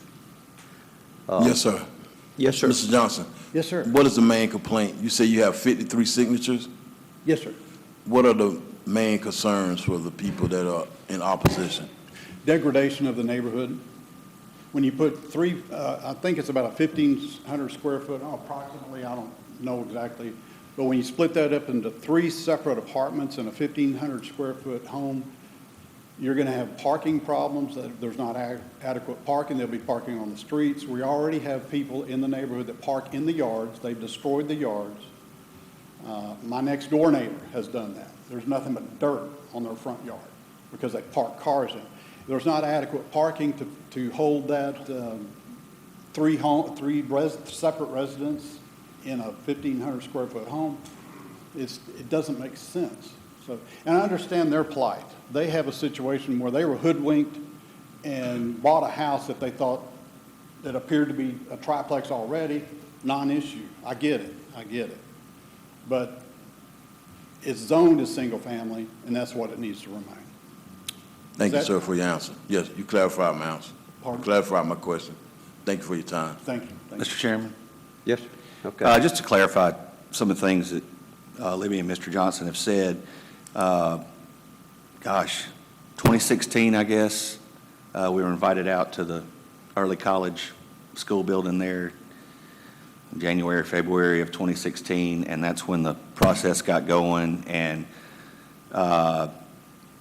they went around and got 26, 27 signatures of people who were interested in rezoning their properties from RF1 to SFR4. They did the footwork. We filed the planning with the Planning Commission in May of 2016, and just to tell you how long it took, this finally got done in November of 2017. So it was a lengthy, not fun process. So they've worked very diligently, and So you did rezone about 26 to 27, actually. Yes, all within the district. And they are spread out, but again, like I said, these folks went and did door to door to get the signatures, because we can't just rezone people's property without approval. So it was a considerable effort. I understand. Can I add something to that? Sure. There is about 150 homes in the historic district, and we did knock on those doors, and it took time, and the commission really worked diligently with us to kind of school us, to help us along with that process, and it did take a lot of work, and we appreciate it. And that's why we're so heartfelt on not taking a step back on a house that we worked for years to get rezoned. So we have a heartfelt investment in this neighborhood, and we want to keep it as high integrity as we can. Gotcha. So we ask for your denial of this rezone. Any other questions? Any other questions? All right. Thank you, sir. Thank you. Anyone else in the audience like to come speak for or against the case? Are you speaking for or against? Okay. No, come forward and please state your name for the record and address. Good morning. My name is Cody Phillips. I live at 2714 10th Avenue. I wasn't going to speak this morning, but I feel like I have kind of a different perspective on this. I moved into Waverly Terrace about a year ago. It's my first home, 27 years old. I was just almost 26 at the time. And I moved in kind of as an investment. You know, I saw potential in the neighborhood. I know that downtown is expanding with, you know, new businesses opening up closer and closer to Waverly Terrace with a brewery and some other things going in just north of there. And, you know, I'm going to do everything I can to keep the property values, you know, going up. I would hate to 10 years from now, you know, if I lose money on my house. So, you know, from somebody that hasn't been there very long, you know, I have you know, neighbors that are buying and neighbors that are renting, and it's night and day at the, you know, the quality that they keep their homes. You know, I have a house that is adjacent to me that has about 14 people that live there, and it is just trashed, and the police are there almost every day. So I just kind of know the situations when you have that many people living in a home, what can kind of go on. That's really all I have to say. All right. Questions, commissioners? All right. Thank you, sir. Thank you. All right, sir. Did you want to come up and speak? Please also state your name and address for the record. Good morning, gentlemen. Ken Dupree, 7444 Barron Way here in Columbus. I've been a resident of Columbus all my life. Left to go to school, come back in 1985. My wife and I share a very fond bond with this community. I just want to bring to point and interest the property in question. There's currently 21, if not more, multifamily residents within a 3-block radius of this home that's in question. The home that's in question today is in disarray from previous neglect. As a project manager for Freaky Fast, the home investor, and Matt Haggerty, I can tell you that the quality of work that goes into these rehabs is on a whole different level than what this community has seen in the past. As far as parking on the street, that's a problem already, not one that Freaky Fast would be adding to. You can ride that neighborhood anywhere, anytime, find parking on the streets and the yards. The intent behind the rehab for that property is not to change the exterior of the structure. It's to simply bring it back to life. That's basically what I wanted to say. Just a point of interest as far as the properties surrounding it being multifamily as it is. Whether they're zone multifamily or zone single family, there's still 21 plus properties in there with multiple front doors. So thank you for your time. I do have a question. Yes, sir. What type of rent would you be getting from each unit? I'm not asking specifically, but is this what we would consider affordable rent for, say, someone who's single who can't afford something larger? It would be affordable. Each unit would be a one-bedroom flat, so to speak. The work that goes into the house would warrant rent somewhere in the neighborhood of anywhere from $600 to $750 a month. Okay. A much higher quality than what it has been in the past. That's right. All right. Commissioners, y'all have any questions here? All right. Thank you so much. Thank you. Thanks, sir. All right. Let's see. No questions here. All right. Is there anyone else who would like to come speak for or against this case? Have you got anything different to add? If you do, please come forward, state your name and address for the record, please.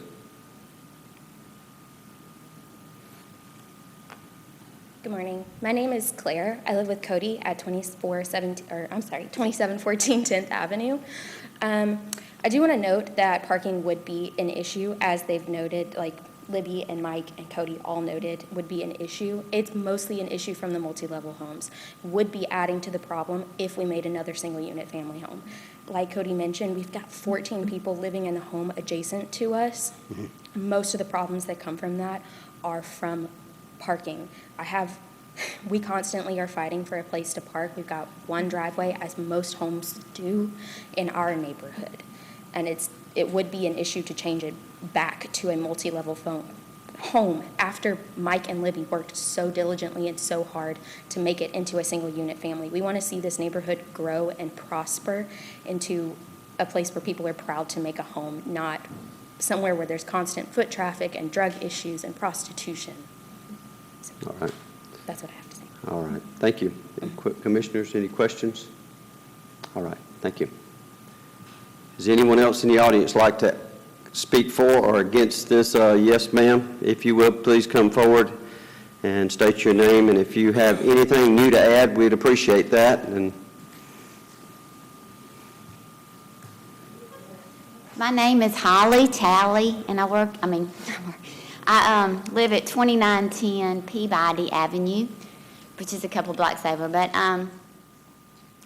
if every landlord would be like Freaky Fast, I would say, well, okay. But if they could promise me that they would be the landlords for the next 20 years, I'd say, okay, maybe. But I don't, if a buyer came if the money were right, I'm afraid, just like any business person, I would say, I'll sell it to you. And that the next landlords would not be so diligent about who the renters were going to be and would not be diligent in keeping up the property. We got to see a house that they refinished, and I would want to live there. It is pretty. And you could tell just great quality work. But I'm just worried about who the next owner of the house might be, and if it were going to be multifamily, I know it would just have a tendency to not be as well kept and maybe not have as good of renters, because we do have some rich people that own some of those houses, and it's horrible, the conditions. There are Section 8 houses that are not being, I don't know how, but they have holes all in the houses and holes in the roofs and inadequate heating and air conditioning and inadequate electricity. And I think they do stuff like, well, you had a dog and you weren't supposed to have a dog, so therefore I cannot meet my, you know, the Section 8 housing owners are supposed to meet certain requirements. So that's what I'm worried about. All right. Commissioners, questions? Thank you, Ms. Talley. You're welcome. All right, sir. You had your hand up? I just wanted to mention that You got to come to the podium, please. Thank you. again, Ken Dupree, 7444 Barrett Way. I apologize for my hand gestures back there. I just wanted to make a quick note and contention that our rental process is definitely not Section 8 type housing. We do own a Section 8 housing that I would encourage you gentlemen to feel free to walk through at any point in time. Maintenance is kept diligently, but my point is that we do not accept drug dealers and drugs and prostitution for rent. That's just an aggravating issue for me. We do extreme due diligence in our rental clients. Thank you. Okay. All right. Thank you, sir. Does anyone else like to speak for or against this case? Do you have anything different to add? Yes, sir. All right. Will you come forward, please? And like I say,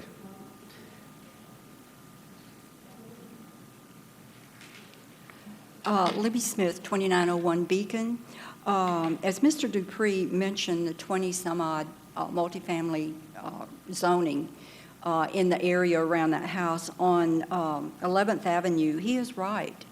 Most of the houses in that block are zoned multifamily, but they're occupied by single-family homeowners. The house next door, 2 houses down, there is one duplex on that street. The rest of the homes, even though they are zoned multifamily, are occupied by single-family homeowners and all. And one thing he didn't mention is that this is just an average-size house, and 2 of the apartments are more like studios, which has very little room in them. There is one area that is a little larger that, you know, maybe a couple could live in, but the others are extremely small. And even though Mr. Haggerty did mention how many years he's been in service, how many properties they have here, he is not from this area. He is in Tennessee. That's where his company is. So it's not a company that is invested in Columbus except for monetary profit. Thank you. all right. Is there anyone else that would like to come forward and speak at this time? All right. That's it. Commissioners, y'all have any other comments, or I open the floor up for a motion since we have no other comments from the audience.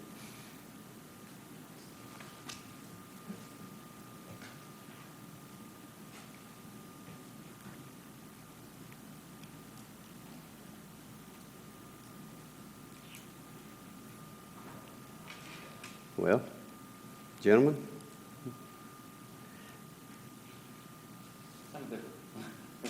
It's difficult, I know.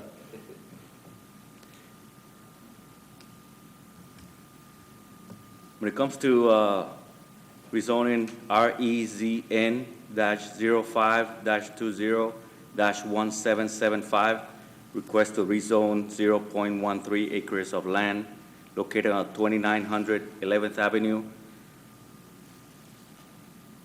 Current rezoning is, you said this is misprint from residential? No, it's RMF1 going to SFR4. No, it's going from SFR4 to RMF1. RMF1. Yes. All right. I'm the substitute. Okay. with the purpose of use for a triplex. This property is located in Council District Mimi Woodson. Move to approve this motion. All right, we have a motion to approve. Do we have a second?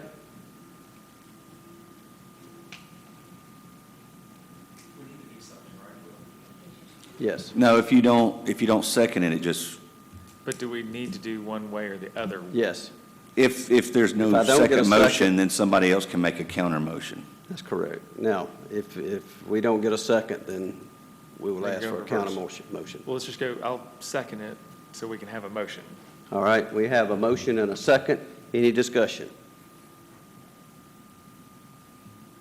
We have a motion to approve and a second. Any discussion? All right, all those in favor of this motion to approve, raise your right hand.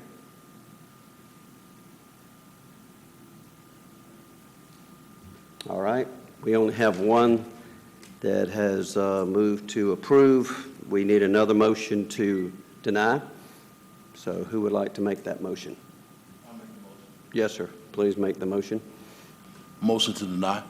Okay, and based on? Concern of the citizens, zoning, the to multi, the square spacing, the things that they detail that they have a problem with. Okay, all right. We have a motion to deny. Do we have a second on that? Have a second. Mr. Bollinger, all those in favor to deny, raise your right hand. Okay, all right. And we have 4-1 to deny. All right. Thank you very much for your time and attention.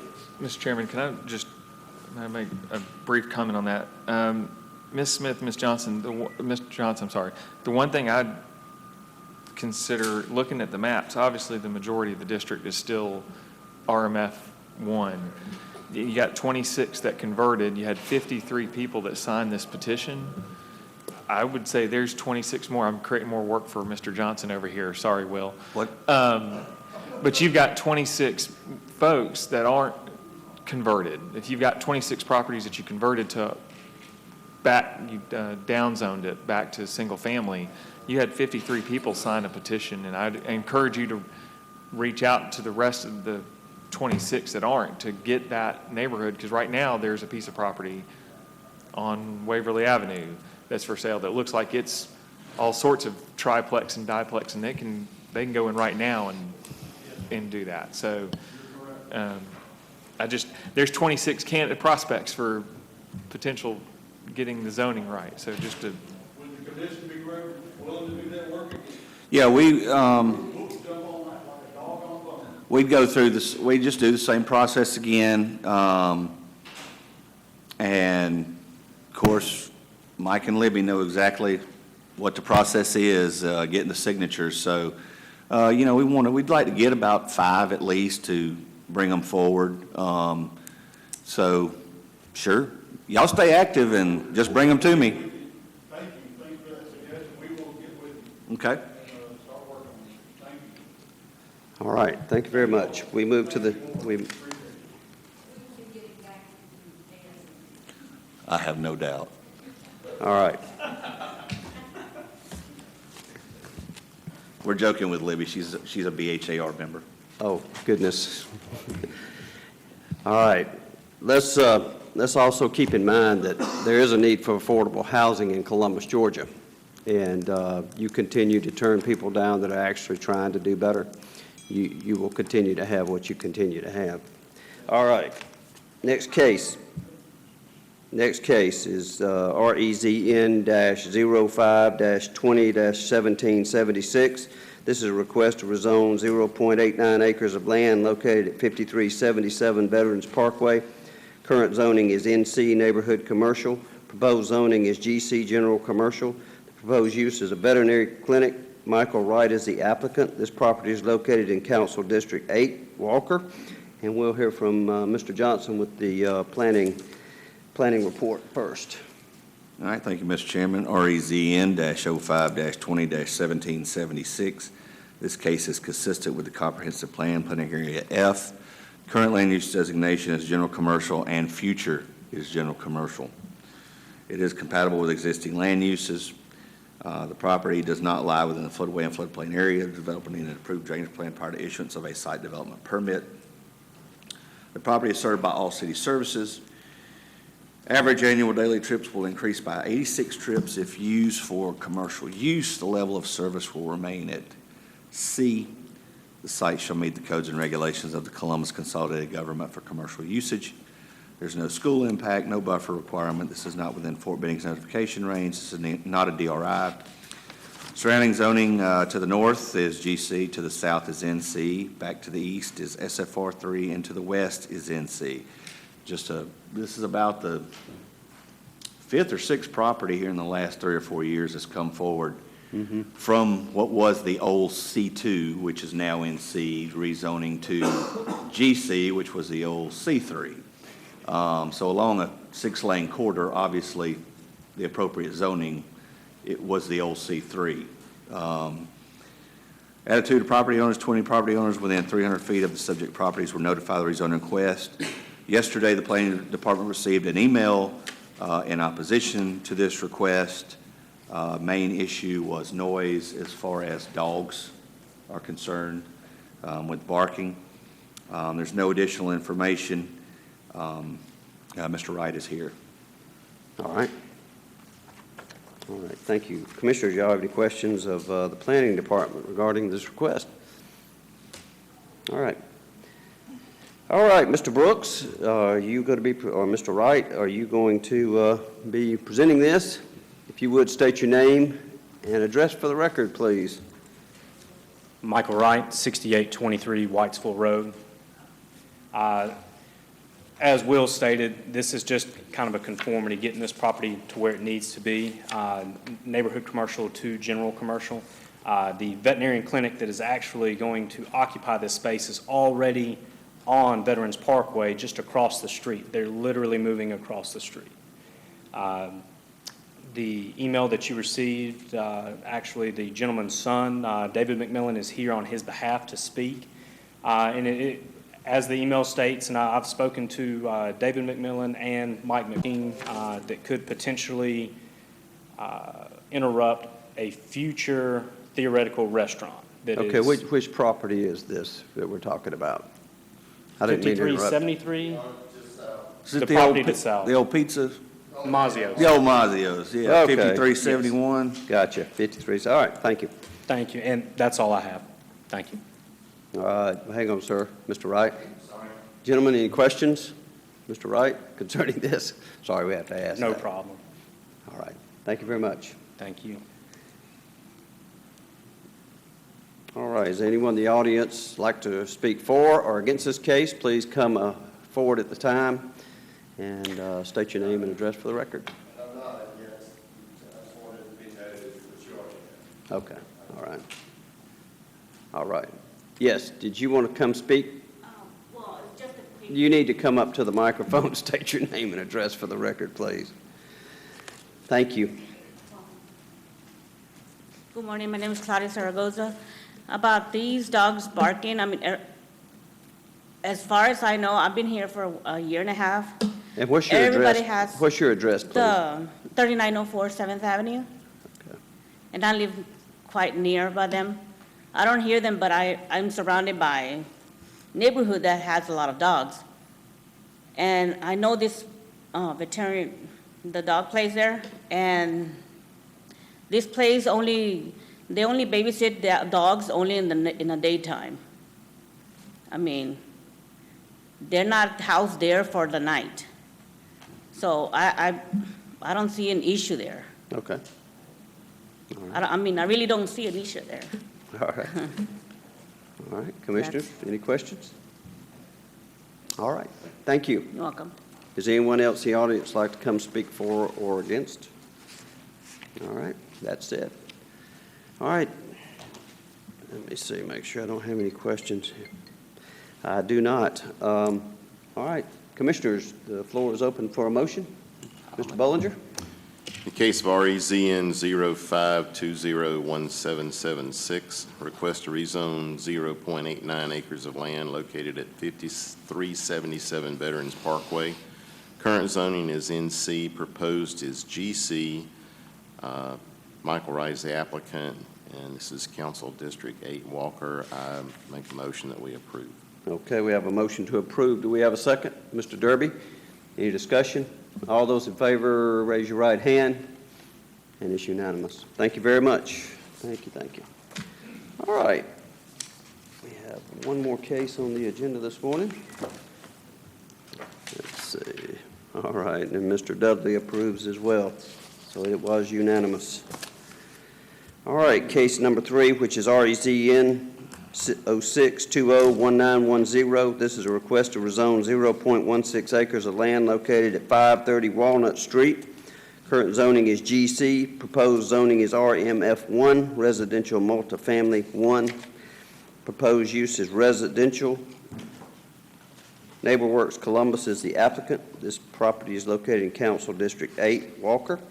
And we will hear from the Planning Division on the staff report first, please. All right, thank you, Mr. Chairman. I'm going to wing this. There's no staff report. Do you need mine? Sure.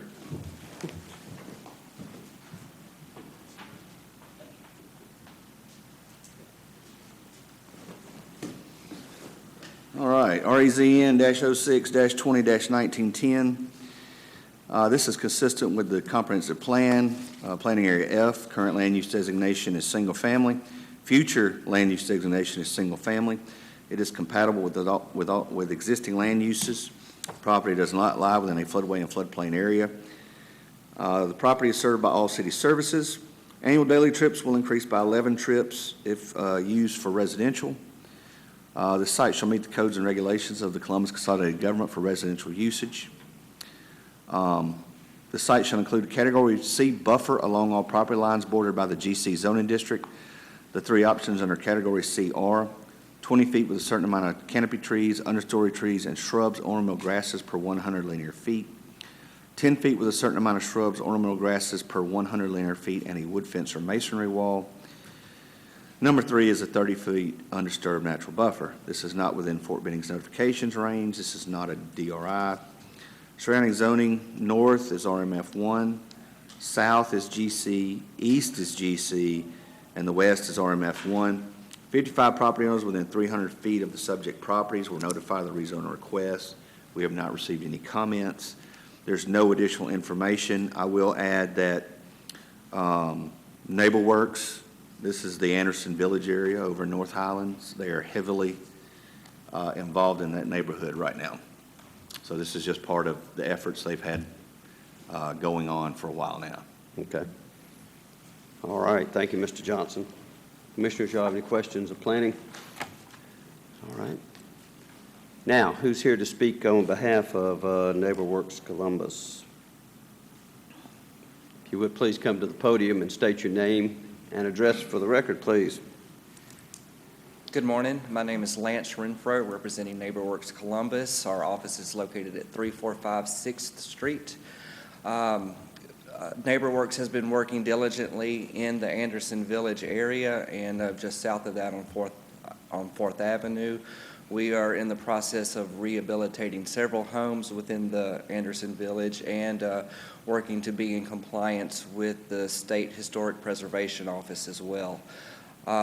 This is just one additional home that we would like to rehabilitate. It's currently zoned for commercial, and it is a 715 square foot home that we would like to rezone for residential so that we can rehabilitate it.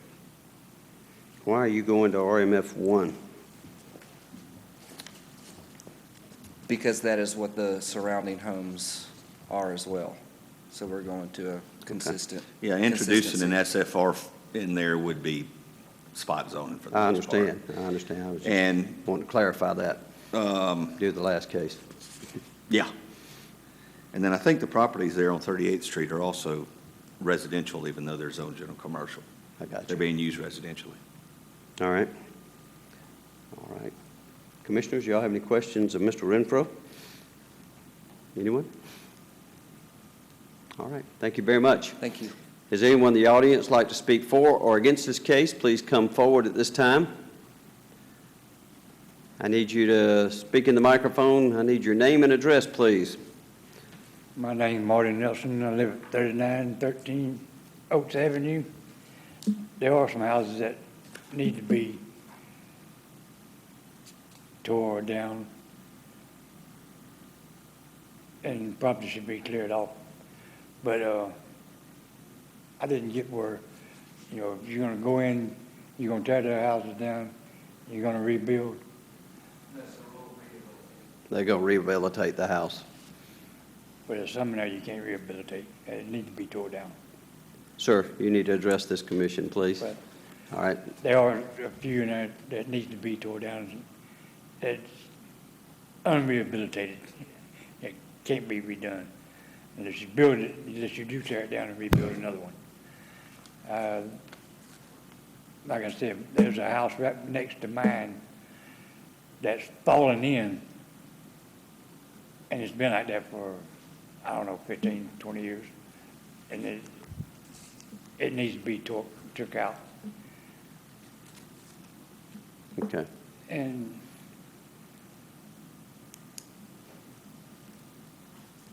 but if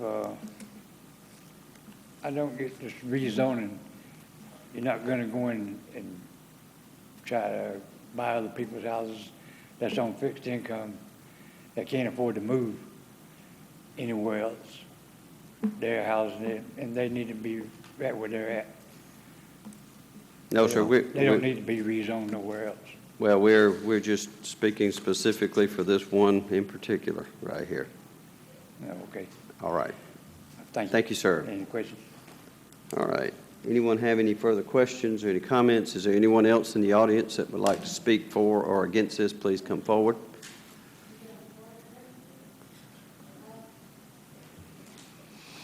All right. Commissioner?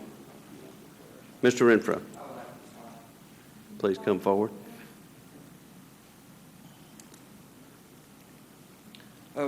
Since my time in Neighbor Works, which has been over the past 2 years, we have rehabilitated 4 homes in Anderson Village. We're in the process of rehabilitating one right now in the neighborhood. So this house is very rehabable, and they're all built primarily the same. Gotcha. All right. Thank you. Thank you. Any other questions, commissioners? Classification RMF 1. Correct. We have 2 cases. So if there's any way you can certainly make it, we would appreciate it. We appreciate your help in getting here today. This helps move our zoning along much more smoothly, and it helps. And Mr. Chairman, we will send out some further. I don't know if John did or not. Of course, we're working remotely. We will send some future information out about how to conduct these meetings. Yes. As far as the situation seems to be getting worse. We've, like I was telling Mr. Bollinger earlier, we've got the city attorney looking into it, and we'll get something that we can work with, and that'll give us enough time to work with CCG TV to see how they're doing it at the Civic Center, because I know yesterday Councilor Woodson was at home, but I mean, there she was on the screen, so gotcha. I don't know. We'll figure out something, but the physical quorum thing, we're going to try to get that figured out. Okay. And we're also working on a PAC members handbook as well. Yes, it's Mr. underway. Renfro is. So it kind of gives a little bit of direction and a little bit of help going forward. And with the contacts, et cetera, so forth in it. So we'll hopefully have that to you maybe by the next or the next meeting. Something. I think he's got them ready, but that's his baby, and I was going to let him run with it. I understand. All right. Well, thank you so much for being here, and we are adjourned.